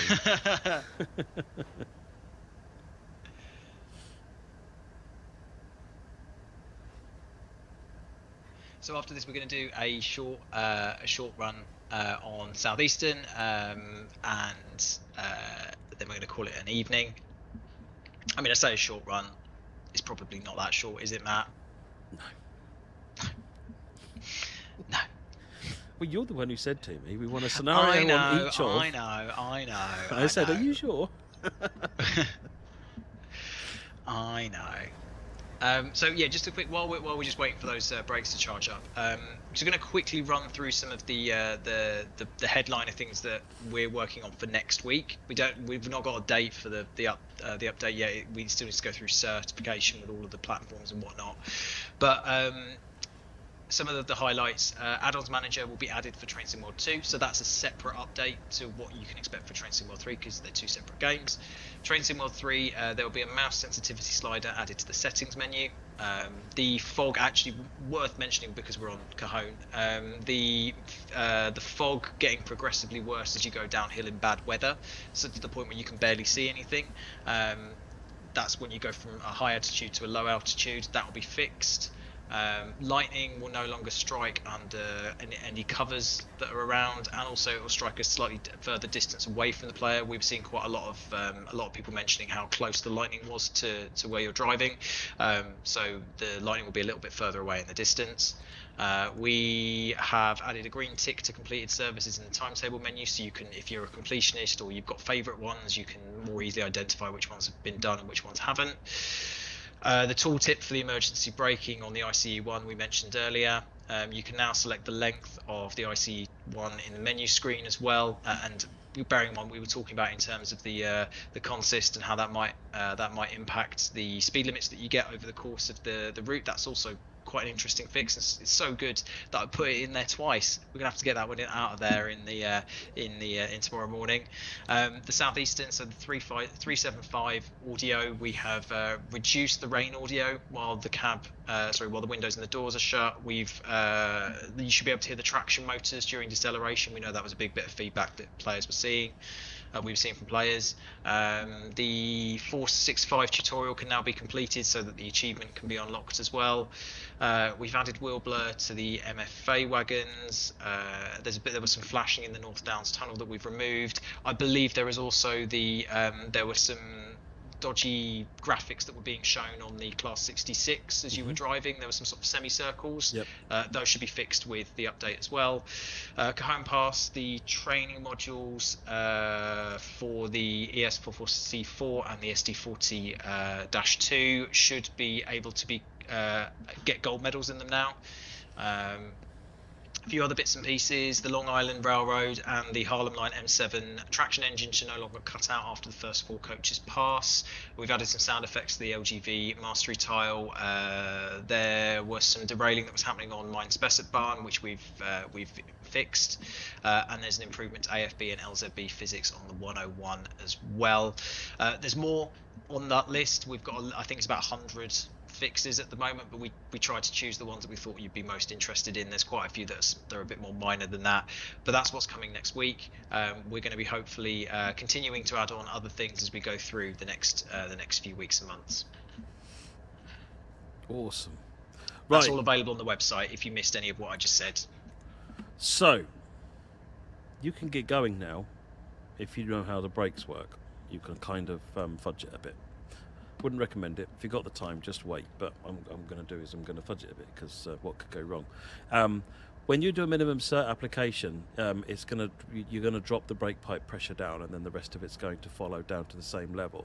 And that says how much you apply. So if you drop £6 off the brake pipe, you get £15 application into the local brake cylinders.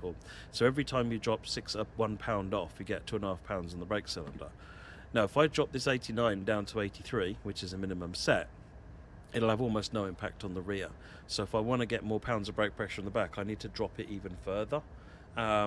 So what I'm going to do is get the independent brakes off, and we'll immediately start rolling. And I get the dynamic brakes warmed up. I'm going to go ahead and get a minimum set air already applied, and then drop that down to 79. So that will now be applying brakes across the entirety of the train. Dynamic brakes will be warmed up by now, so we can, although they're not particularly effective below 10, so we won't really see much. So it's going to take a minute for those brakes to apply as we start the descent. But as we do, we should see our descent being arrested.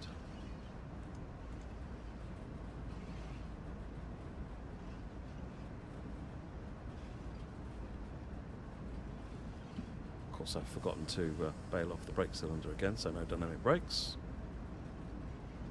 People said to me a couple of times, how do I know I've got no dynamic brakes? It's literally that this number is not going up down here. What could go wrong, Matt, eh? What could go wrong? It'd be re...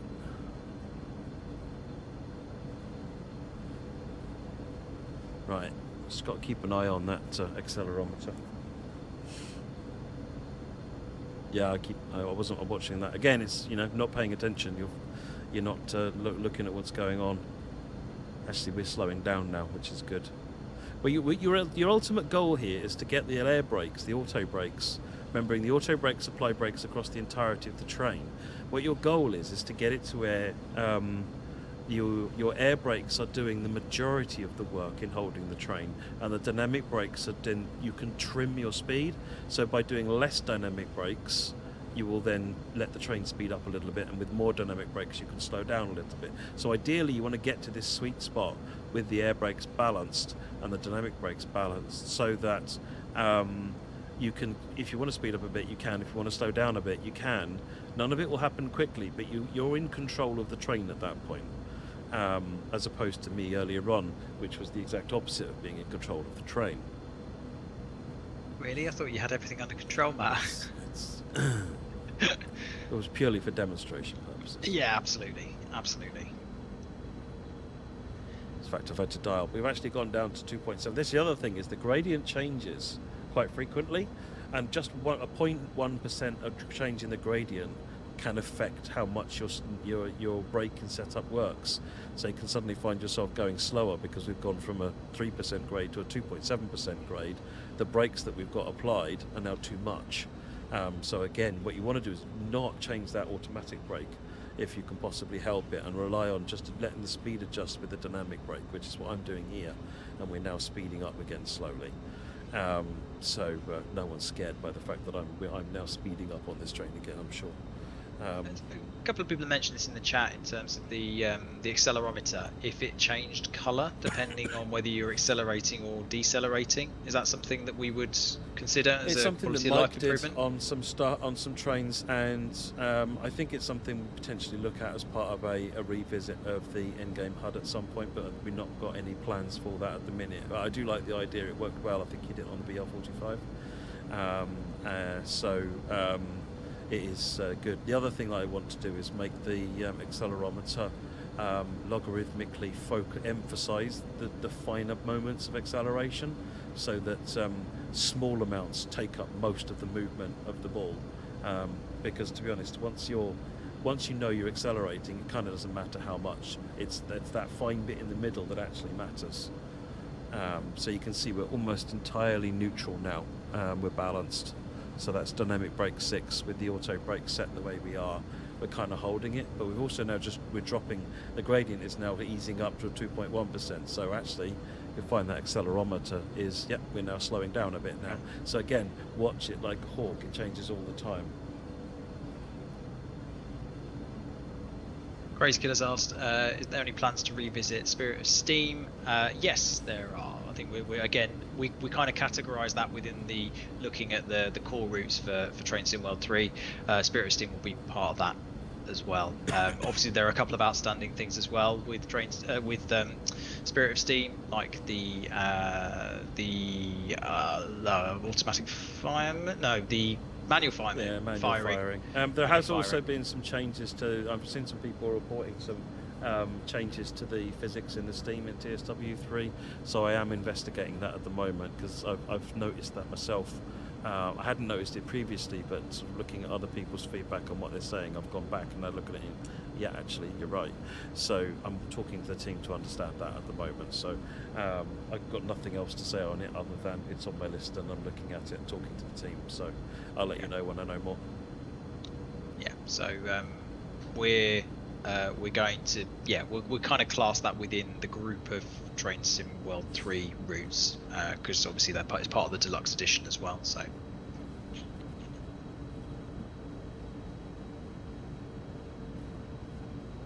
that's it. We're basically off of the sharp bit of track 3 now. We're down onto the steady 2% gradient into San Bernardino, and now it's just a question of maintaining that, maintaining your speed all the way.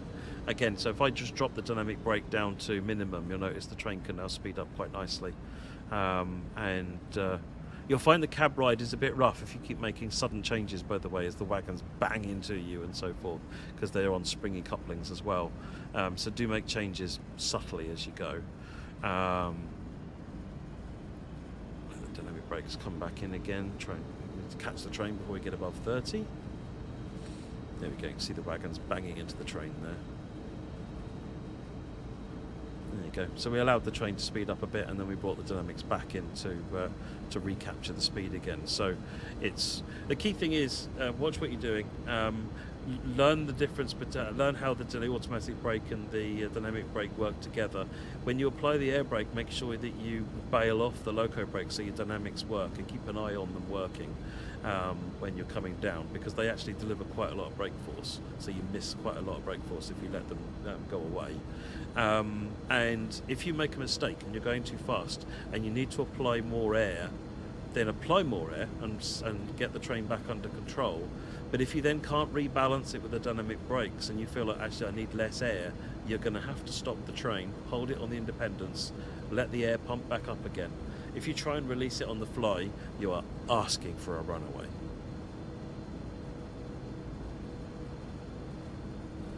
So I invite everyone to practice this run and master it, because and get good at it. This is, for me, and obviously everyone will be different, but for me, mastering heavy trains down hills like this is absolutely where I get my fun in the American routes.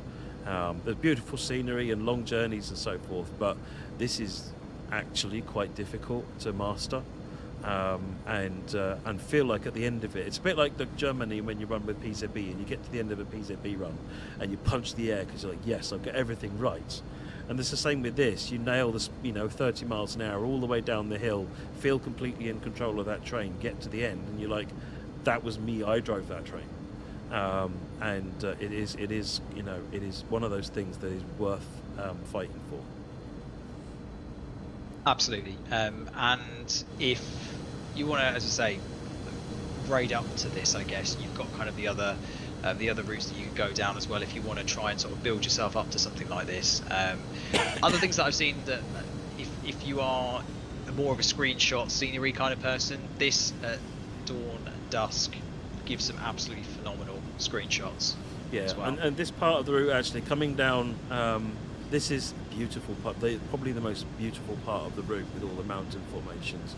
But up on other parts of the route, obviously got Victorville with the industries, and other parts of there. It's not just all plains. There's all sorts of different scenery to take screenshots of as well. So there's a lot to look at as you go. There's different size trains, different weight trains. There's different powers, and the gradient down to Victorville is much shallower but much longer. So again, just all sorts of different things for you to practice, so that you can really get the hang of it.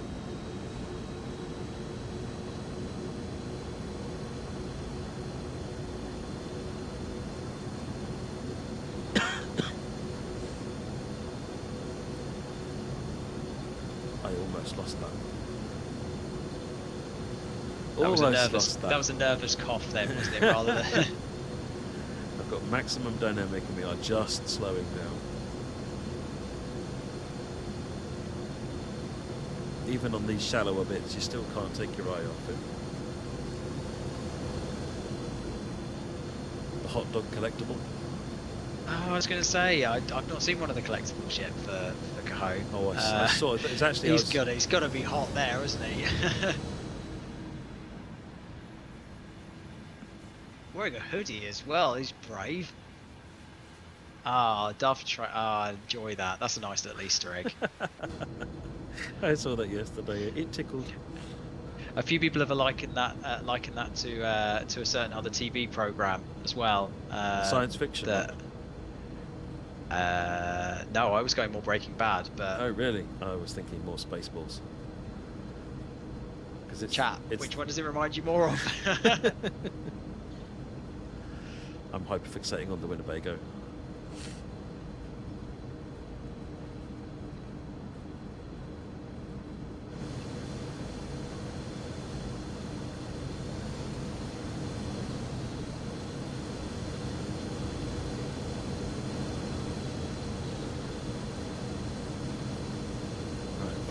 I think what we'll do is we'll come around to about here and we'll finish it about there, because we've done the crux of the gradient at this point.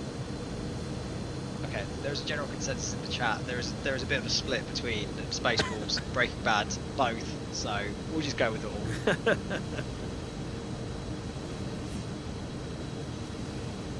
Probably shows how our slightly differing viewing habits there, Matt, as well. Yeah.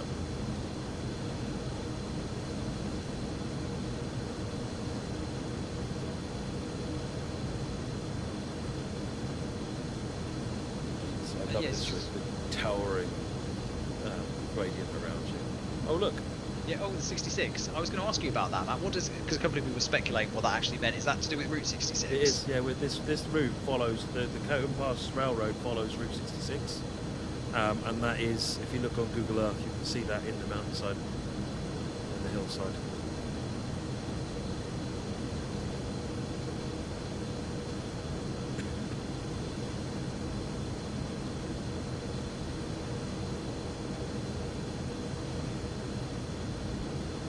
Look, it's all the way up there. Jesus.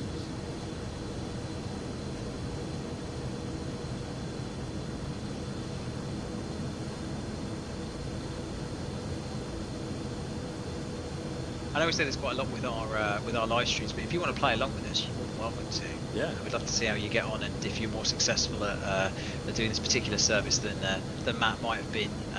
But obviously, you have to bear in mind that he is also talking and streaming at the same time as trying to harness the power of quite a long train there. So this service is. This is the 9:39. Matt, I can't remember the destinations. It's a manifest train from Houston to San Diego.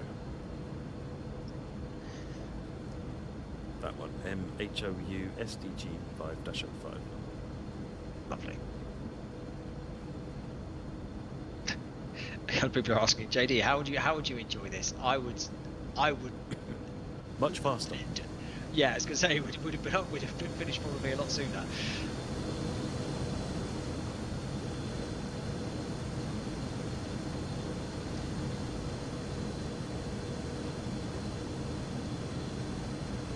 I think what I quite like about Cajon Pass, and again, I say this without having an enormous amount of experience driving it, is that there are that kind of differing levels of difficulty. I guess it's almost like you've got the opportunity to kind of go for a little bit. You can't ever relax, but there are the ways that perhaps you're not white knuckling it the whole way down. Oh yeah, definitely. Yeah. You have more of an opportunity to perhaps take the more scenic route and go somewhere where actually you're not going to be quite as pressurized or quite as intense and challenging as others. Yeah, there's, as I said earlier, there's a variety of different trains, variety of different services. So you can. But when you boot up a service, it tells you what the sort of the weight of train you're dealing with is, and you can decide, oh, okay, let's try 2,000 tons, and then work your way up and try longer and more powerful trains. The heaviest train in the game is just shy of 15,000 tons and has 8 locomotives on it, but that's an uphill train. The next heaviest is 14,500. That's a downhill train, 7 locos, 14,500 tons down that gradient we just did. I've only taken 6. This is only 6,000. Yeah, that's going to be a great forum challenge. Yeah, this is only 6,000, so it's 2 and a bit times what I just did. Wow. So and what that means is that it's still similar controls or same controls, but the impact if you lose concentration for a minute, it runs away much faster.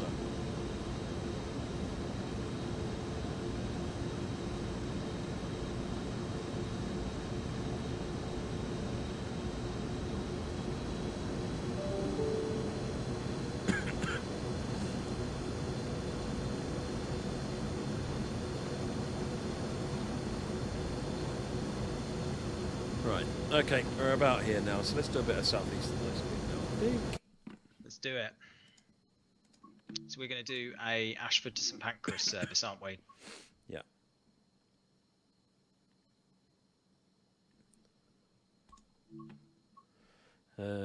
Scott Nelson, trains accelerate really fast going uphill. Send me a message with what you're seeing there. I mean, you're right, they shouldn't accelerate. Well, not unless you're accelerating. Right, so we want to do Southeastern high speed timetable, and we're going to do javelin, and we're going to run 1 Juliet 30, 1 Juliet 30, and we'll do this one with dynamic weather. Let's give it some clouds to get it started and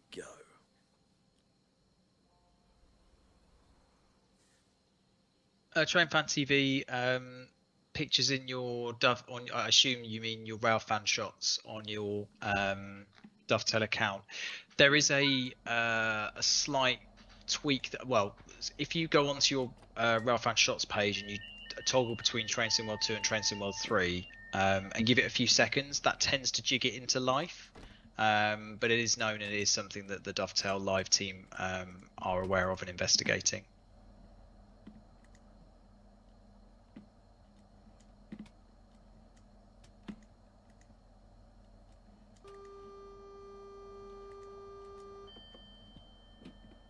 Right, let's get the doors open and then have a wander. Simon's GoPro videos. Why did it say Margate but we can't reach it? It's because it's the end destination. It's the real life destination of this service, but the route only goes as far as Faversham or Ashford. Sorry, this is an Ashford train. It's either that or it only says Ashford International and wouldn't then match up with what it says in real life. So it's difficult, but we've opted to go with putting the destinations in as they are in real life, and then you can match it up again as well with it. So 1J30 is a real service. Yeah, and notice the amount of time you've got to set up the train as well. I know Joe was particularly happy with that.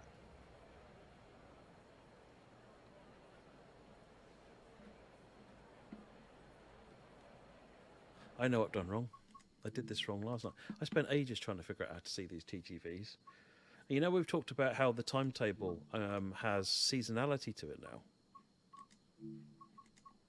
You get different services at different time of the year. Yeah. So you'll notice that we didn't see a TGV just then. Let me run 1J30 again.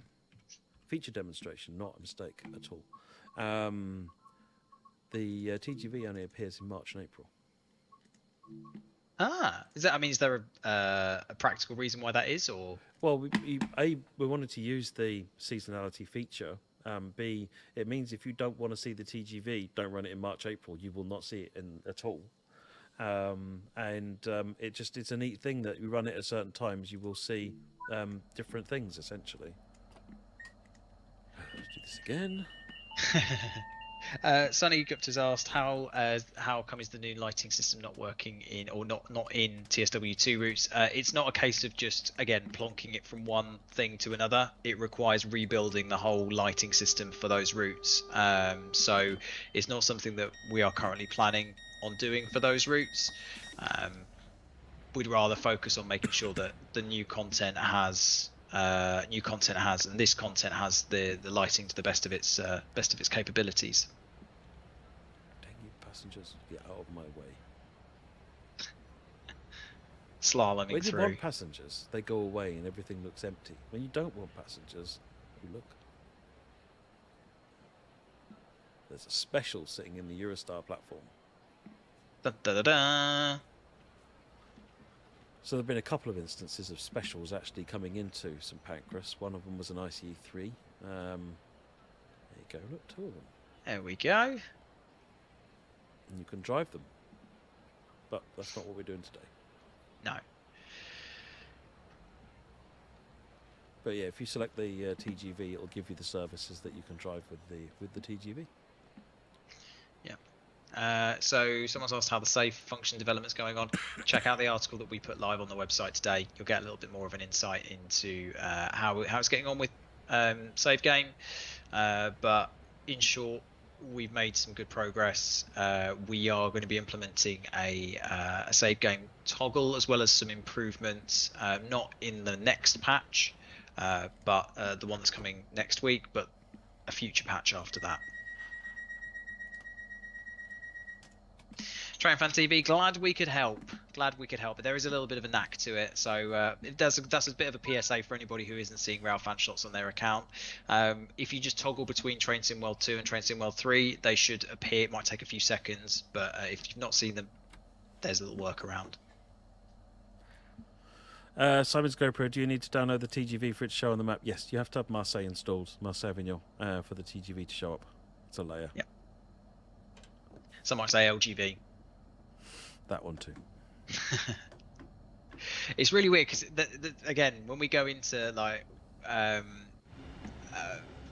we call it translating patch notes. So we have a big old document where the QA team and the development team put their patches into, so that then we as a community team can then put them into what we call player-facing language, so that actually the scribbles and the technical words that nobody really understands are made a little bit more friendly for everybody else to be able to understand what the change actually is. And it's one of those ones where you're trying to work out exactly how everything works, but there's lots and lots and lots and lots and lots of them, and all of the routes are given kind of the internal names, and so some of the job is actually just work out what the internal names of the route are in comparison to what they are publicly known as. So Marseille Avignon is a relatively easy one, which is obviously LGV, but there are some that you think, oh, Okay. Like Darlington Saltburn, unless you know where those two places are in the UK, you don't know that's Tees Valley Line, for instance. So, yeah, it's an interesting job, and some people are asking why sometimes there are things that appear on there that maybe aren't necessarily 100% correct. There is a little bit of a filtering process. We are trying to get better at it, but we do try and make sure that they are seen by the right people before they go out into the public domain. There we go. That's TVM enabled, and we're entering London Tunnel 1. Shortly it'll bump me up to 200. There it goes. And then a little bit later on it'll bump me up to the 225. If you run it with the TGV, you do get the faster speed. So instead of 225, it says 230, for example. I did not look at that yet, Thelonious. No, I will try and look at that tomorrow.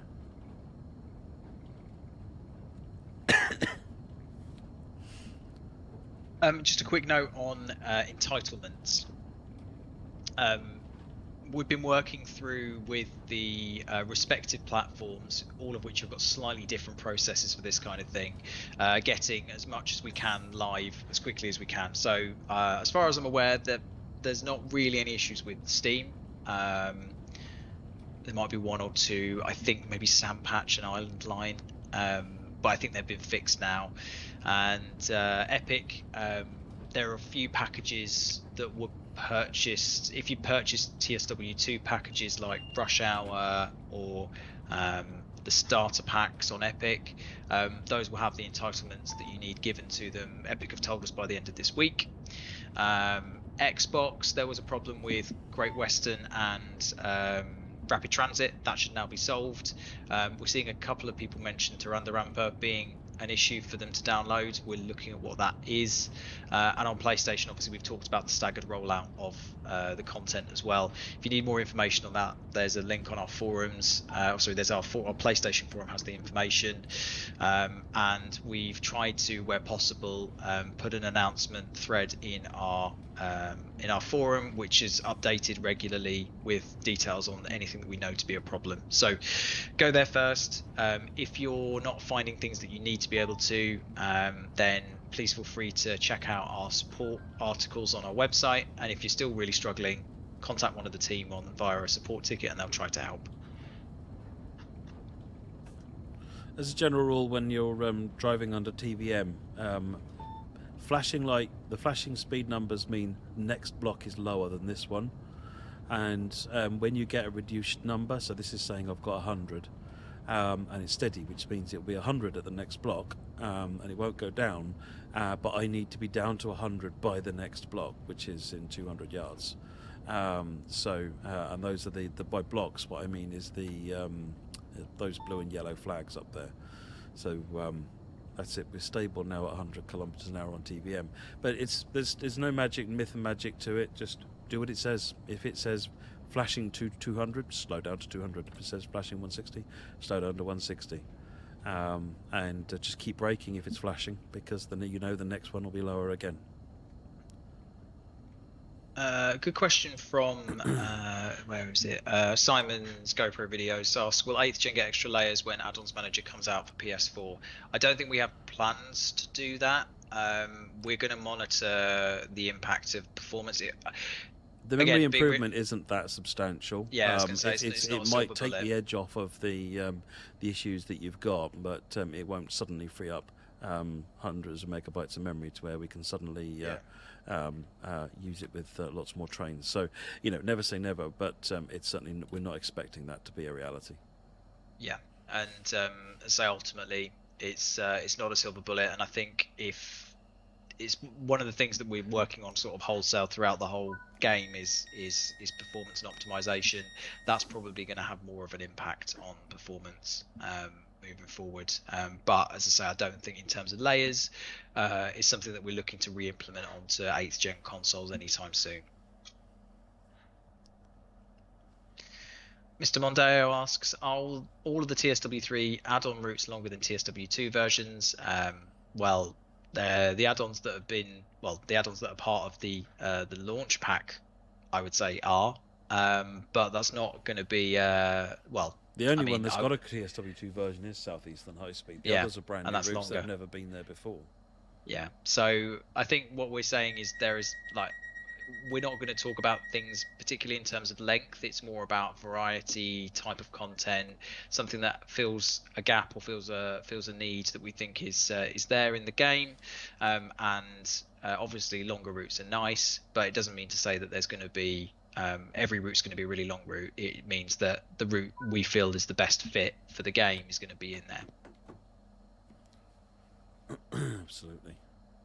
Right, so as you depart this station, you can just gun it.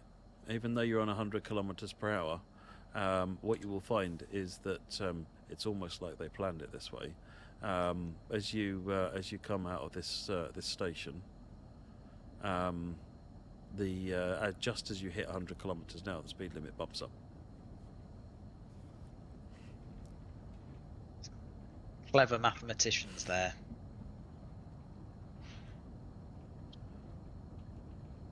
Any second now. There you go. There we go. So bump straight up to 225 as we hit London Tunnel 2, bound for Dagenham, where you'll see, if you haven't already seen, the magnificent new fences.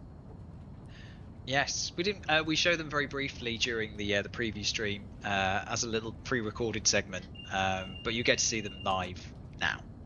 Well, not now, not right now, but soon. 8 kilometers or so.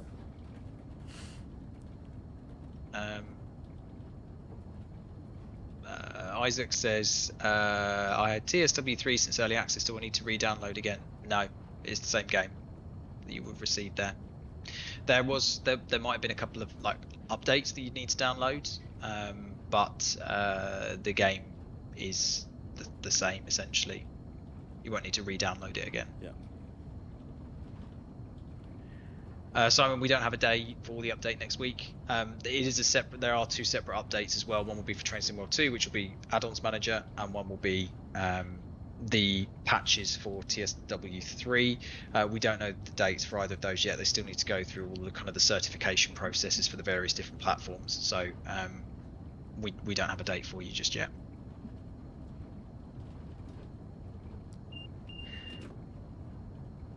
Again, questions about routes and all that kind of stuff. We're not going to talk about like future routes or anything like that in today's live stream.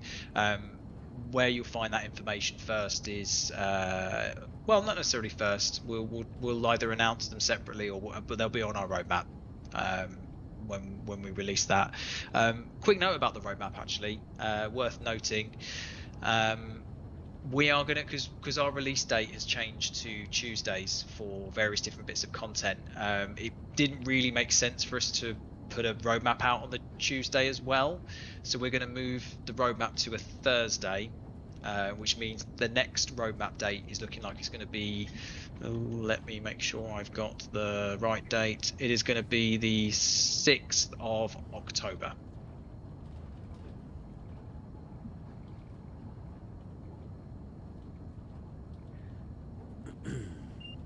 Quick play, getting tutorials is something that we are looking to fix. Well, it was always intended that you got tutorials, so it's not so much a fix, but we're recognizing the frustration from veteran players who don't want to play the tutorials, and it virtually making the short version of quick play kind of unusable for them. So what we're going to do is add an option so that you can turn them off. Yeah.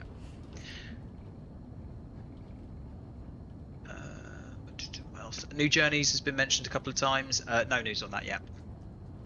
Right, what I'm going to do is, as we come out of this tunnel, I am now going to let the DSD fail me. The Driver Vigilance Device fail me by not acknowledging it, so that I can just quickly show you how you recover emergency stop in that situation.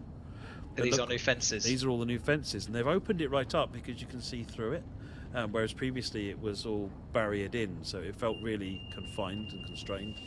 Right, so I'm going to just ignore that now and bang out the emergency brakes. Come on. There we go. Hear the 2-tone alarm going off for the emergency brakes going on. Air is at maximum now for the brakes. going to cancel the DVD alarm. One less annoying noise to deal with. There's nothing you can do in this case except until you wait for it to finish. You've just got to wait for it to stop.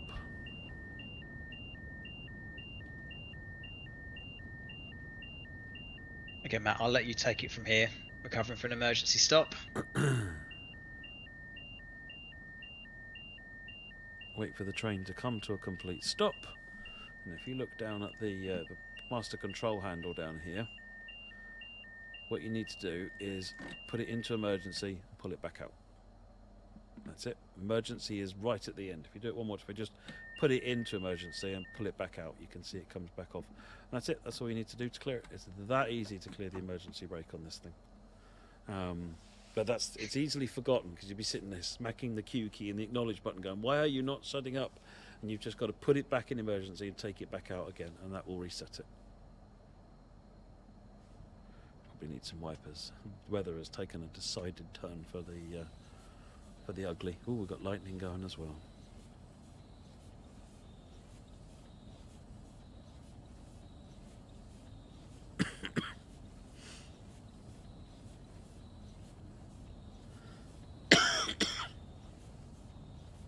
Any emergency stop, Liam, regardless of reason. Somebody's asked a question about why are the bulkhead flat car wheels not seeming to move on Cajon Pass? Is that to do with wheel blur? No idea. I'll have to go and have a look. Sonny, DM, send me a message on the forums and point me what to look at, and I will do that.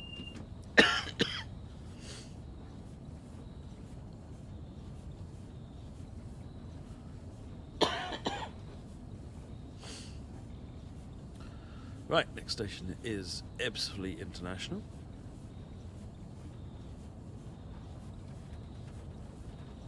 Where we have upgraded the player explorable area at Ebbsfleet. Yeah. Yeah, so you can walk between the international and the domestic platforms. Yeah, a lot of questions about will X be fixed, will Y be fixed. What I will say is most of the people that have suggested things or put things in there we are aware of and we have noted. We have to obviously weigh up the work that's going on various different things at the same time. We're getting a lot of feedback in from everybody at the moment, so just bear with us. If we don't respond to your I guess your flagging of something straight away, we're just trying to consolidate all of the feedback that we're getting into one place and working out what we should sort of take a look at first or what we should prioritize against something else.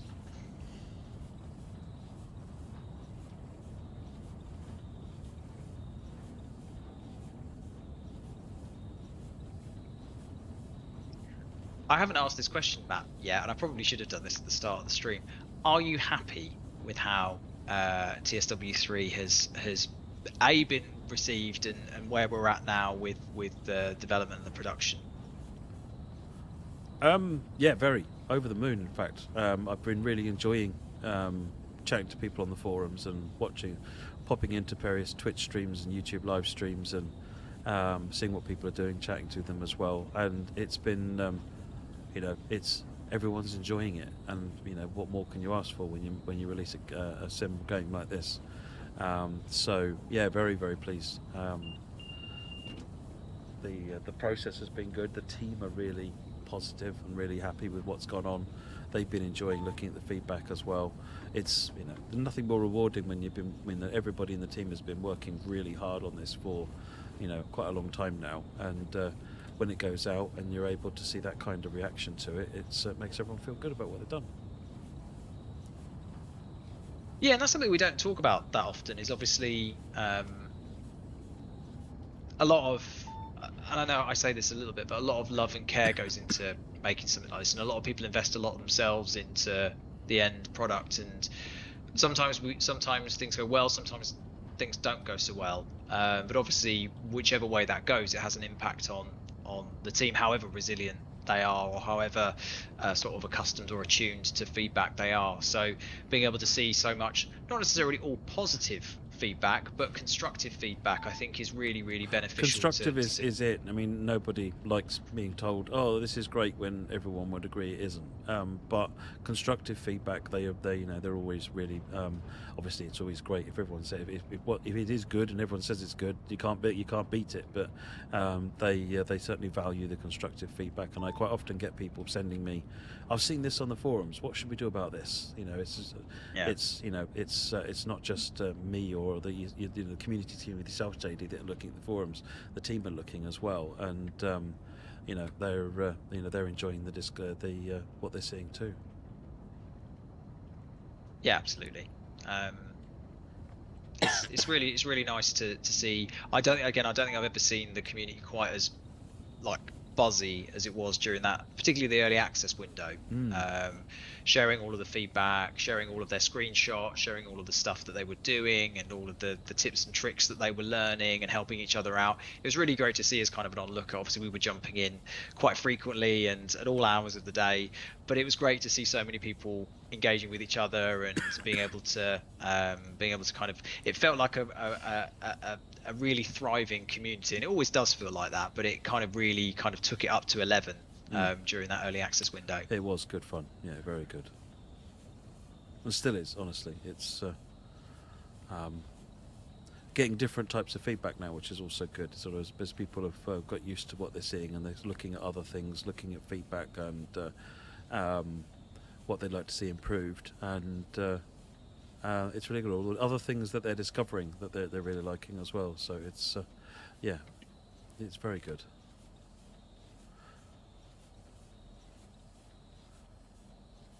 Not that we're resting on our laurels, of course. Everyone is still very much hard at work on all sorts of things. So it's this is the thing. We never allow ourselves to sit down and say we are done. It's always a refinement, an iteration, whatever kind of other buzzwordy words you want to use. There's always constant desire to improve the game and improve the experience on the behalf of everybody that plays the game.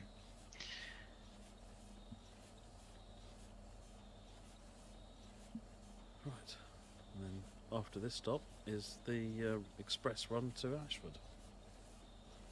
Lovely.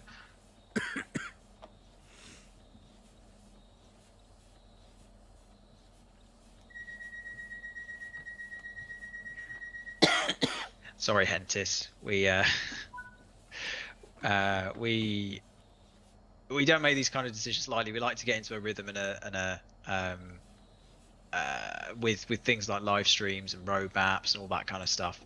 But on the back end, trying to organise everything for a release at the same time as getting the roadmap side of things sorted, particularly when the roadmaps are a bit longer and a bit more cover a lot more detail, is it just ends up neither of them ending up being how we want them to be. So we want to try and separate them where we can do, because it's also really nice to be able to in the roadmap talk about things that have just been released as well, and it gives us more of an opportunity to do that.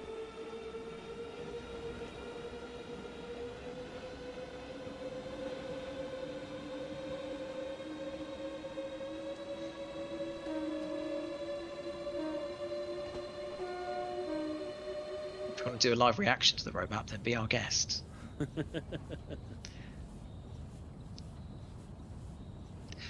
Senti has asked, what do TVM and KVB do? And he's asked me that question, but I'm going to pass it firmly over to Matt, because he's going to be able to give a much better explanation than I can. So TVM and KVB are French safety systems. Think of them as similar to things like AWS and PZB and the like. So TVM is the high-speed system. It's what I'm running at the minute, which is these numbers in the middle of the screen and what they call the egg box display. And it can take you up to 430 kilometers an hour, hence the name TVM 430. Although on the Javelin it's a maximum 225, and on the TGV it's a maximum of 320. But yeah, it basically just tells you what speed to drive at, and you speed up and slow down according to that.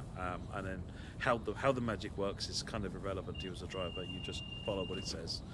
KVB is the the slower signalling systems, and that shows up on this panel over here. You'll see this actually come active when we get into Ashford, because Ashford has KVB support now.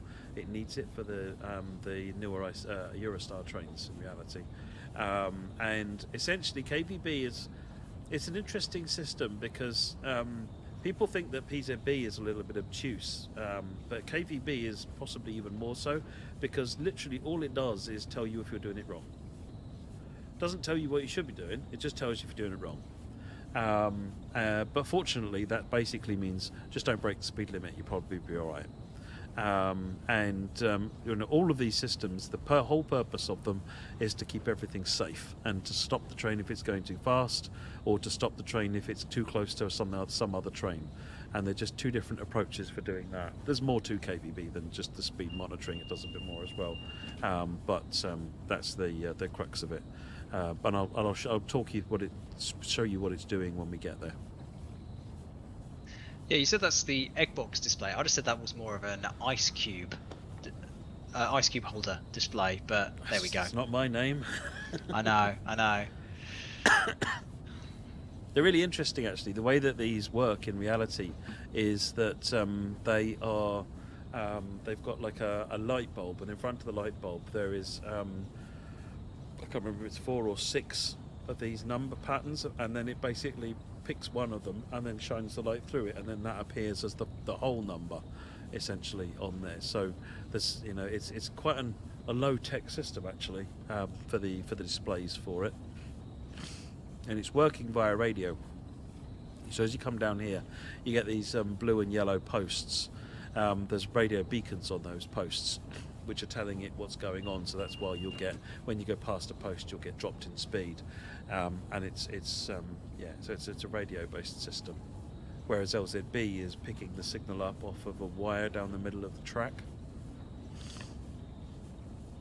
But these are constant monitoring systems essentially, so they're able to keep the trains actually running a lot closer together than traditional signalling systems would, which allows them to run a bit faster.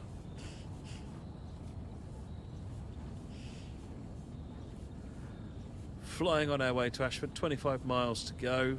We're crossing the Medway Viaduct shortly in this lovely, cheerful day. Typical British. I'm gonna say, what season did we choose in the end for this one? Autumn. Was it March? Oh, sorry, March. It was March, April, wasn't it? Yeah, you're right. It was 235 and a 225. Yeah, TVM does give you a little bit of leeway before it gets all jumpy. This is the Medway Viaduct. Oh, what a beautiful view. Stunning, isn't it?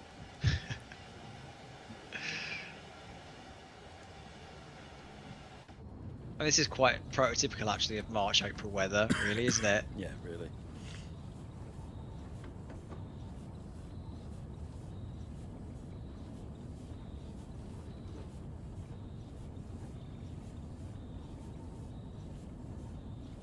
No news on new routes yet for House.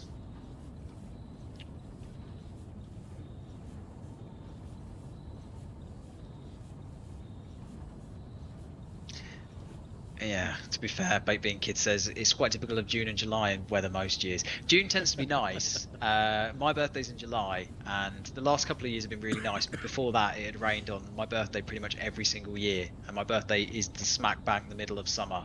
So July is and also it's when the summer holidays start, so that's classic Britain, where the weather just completely goes off a cliff when it's the summer holidays.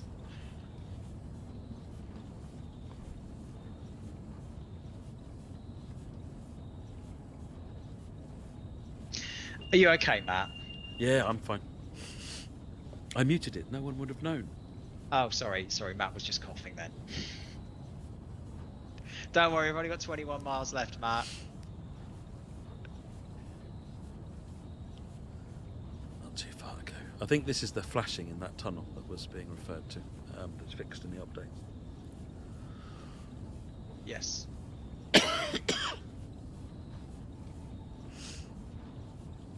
I think if there are tornadoes happening, they don't run trains, Wangster. It could certainly be entertaining. The wind physics would be trying to get down that the 3-degree decline in a tornado environment. I think would be particularly interesting. Dynamic weather less predictable. So I know if you run it in autumn, it generally will end up, because that's just the way the percentages have been set up for it.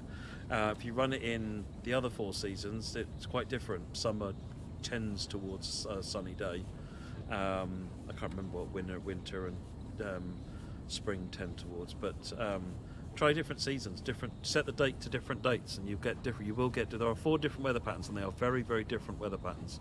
At some point, what we should do, JD, is get those weather patterns over to the creative team and pretty them up, because they're coder art drawings at the moment.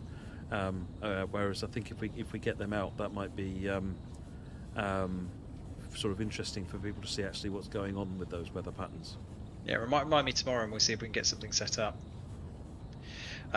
Laser jet overshoots. Has there been news about a weird thing under the fuel tanks and the wagons on the 66? If you're meaning there's like a weird little semicircle thing around the wheels, that I believe is one of the things that's going to be improved in the patch next week. So I think that's covered in that. That should remove what we call artifacts. Remove those. Crazy Killer says, my new favourite thing is taking screenshots at night in the wet. The platform wetness textures are just amazing now. Yeah, they're my favourite screenshots as well, actually. I've seen so many really good ones of the reflections on the platforms. So good. Yeah, it does look nice.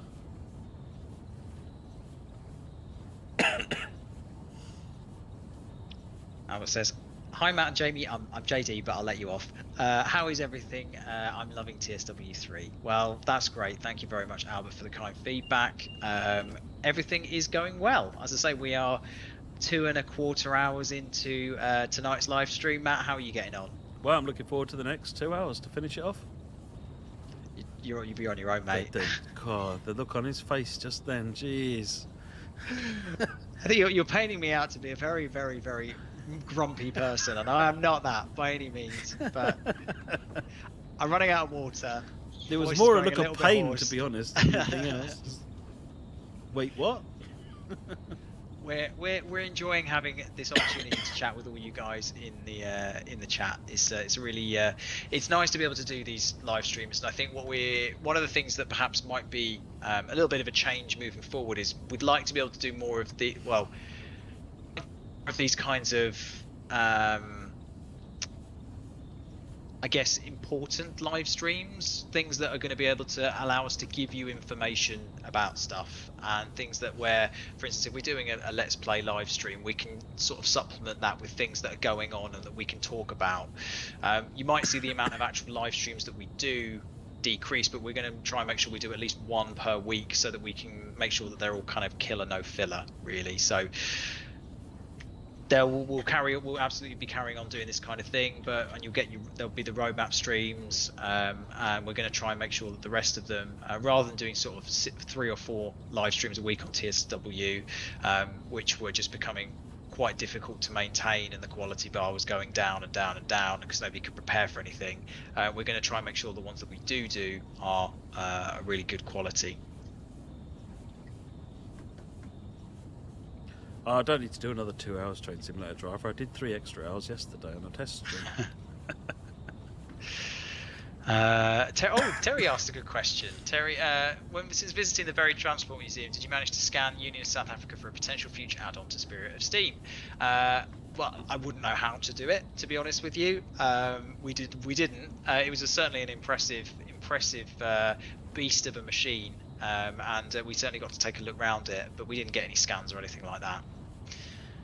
It's not something we really do. We don't do scans of trains. We take lots of photographs, and then the team use the photographs to figure it out. We don't even use photogrammetry techniques on the photographs either, because we've had mixed success with photogrammetry.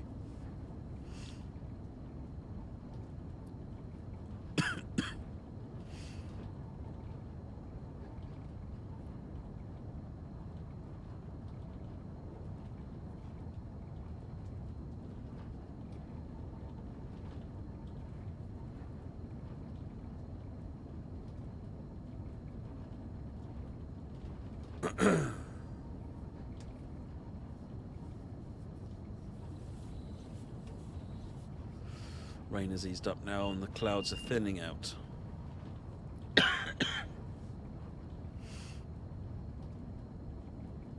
Or they were. So they decided to not thin out anymore.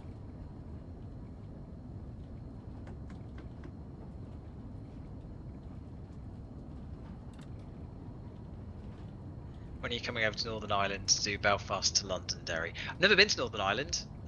Would like to at some point. That's no way a hint or a clue for anything that is coming up. Would love to come to Northern Ireland. I've heard it's a lovely place. I spent some time working in Dublin and really enjoyed it. Really enjoyed it. It's the people that make the place. Yes, absolutely. I was up in Halifax over the weekend, and everyone was absolutely lovely.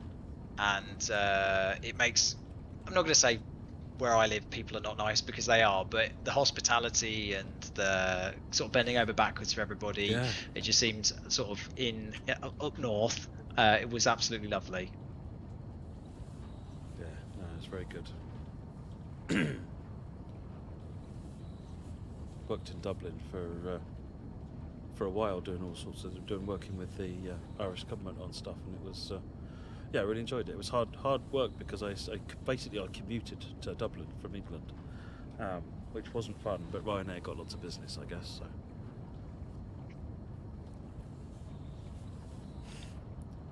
not been to Northern Ireland yet though.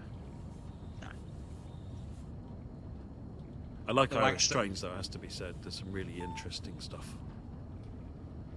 The Wankster asks, can you try streaming on Twitch again during the holidays, like a 24-hour charity stream, if you have the time? Would you like to do that again someday? I'm not ever going to do a 24-hour stream again, but what I do these days when I do the the weekend ones, is I do 2 15-hour streams.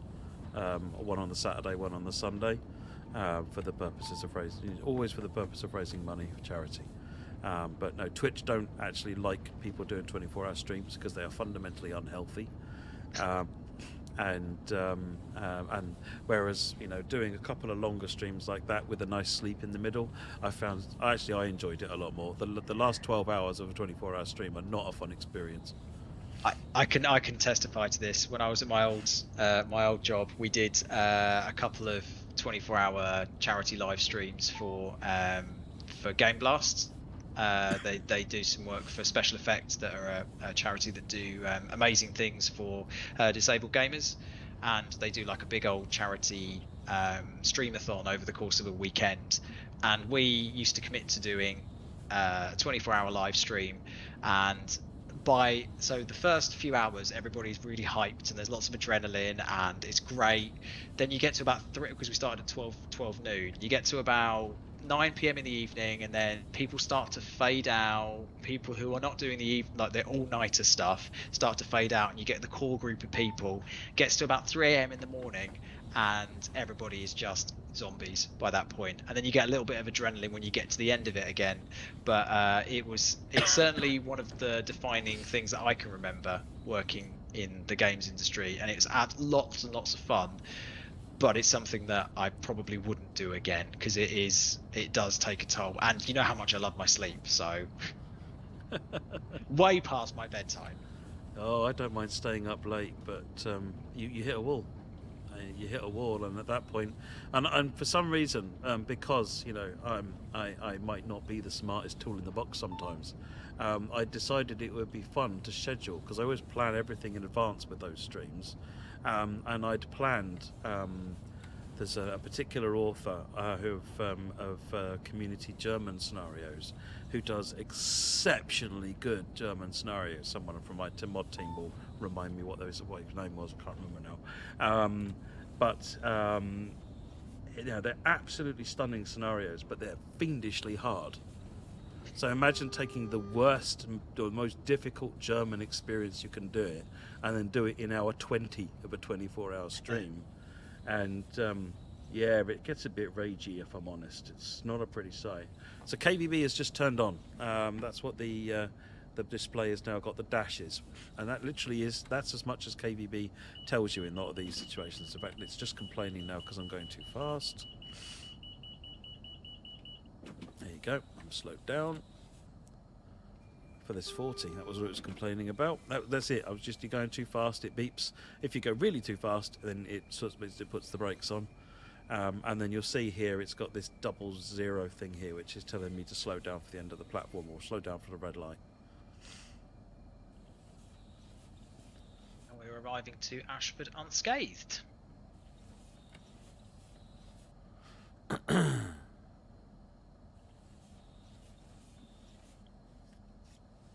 And on time. And look at those reflections.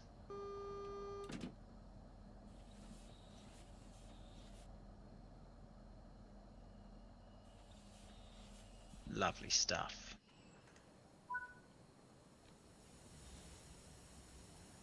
What medal do you reckon you've got, Matt? Easy gold.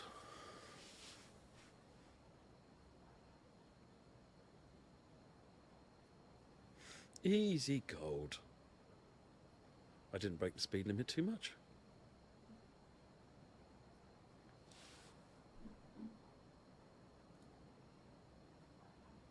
Yeah, I love the platform surface.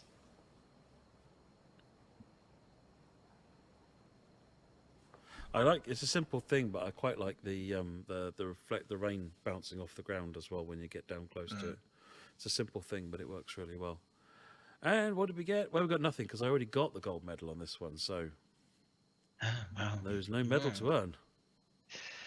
Well, teacher's pet over there. Yeah, well, what can I say? And we're back, and you can see for the last couple of minutes I have got the t-shirt on. I did do a costume change midstream. Did you know when it was? It was later. Maybe if you watch back the 2.5 hours nearly, you'll find the point where I do go and get changed. So listen carefully. Listen carefully. Thanks very much, Matt, for joining me today, for doing the driving, for showing off all of the different stuff that is going on with Train Sim World 3. I'm going to say again, if you've not read it already, the article that we launched earlier today has got a lot of information about what we're going to be doing for the next patch, but also what we're going to be doing and what we're looking at things like Save Game and Add-ons Manager. So take a look at those. There's some good news on both, so make sure you give it a read. Obviously, Train Sim World 3 is available now. If you've not got it already, there are lots of different options for you depending on what you like. So go in and take a look. It's on Game Pass as well if you're playing on Xbox. So give that a look at.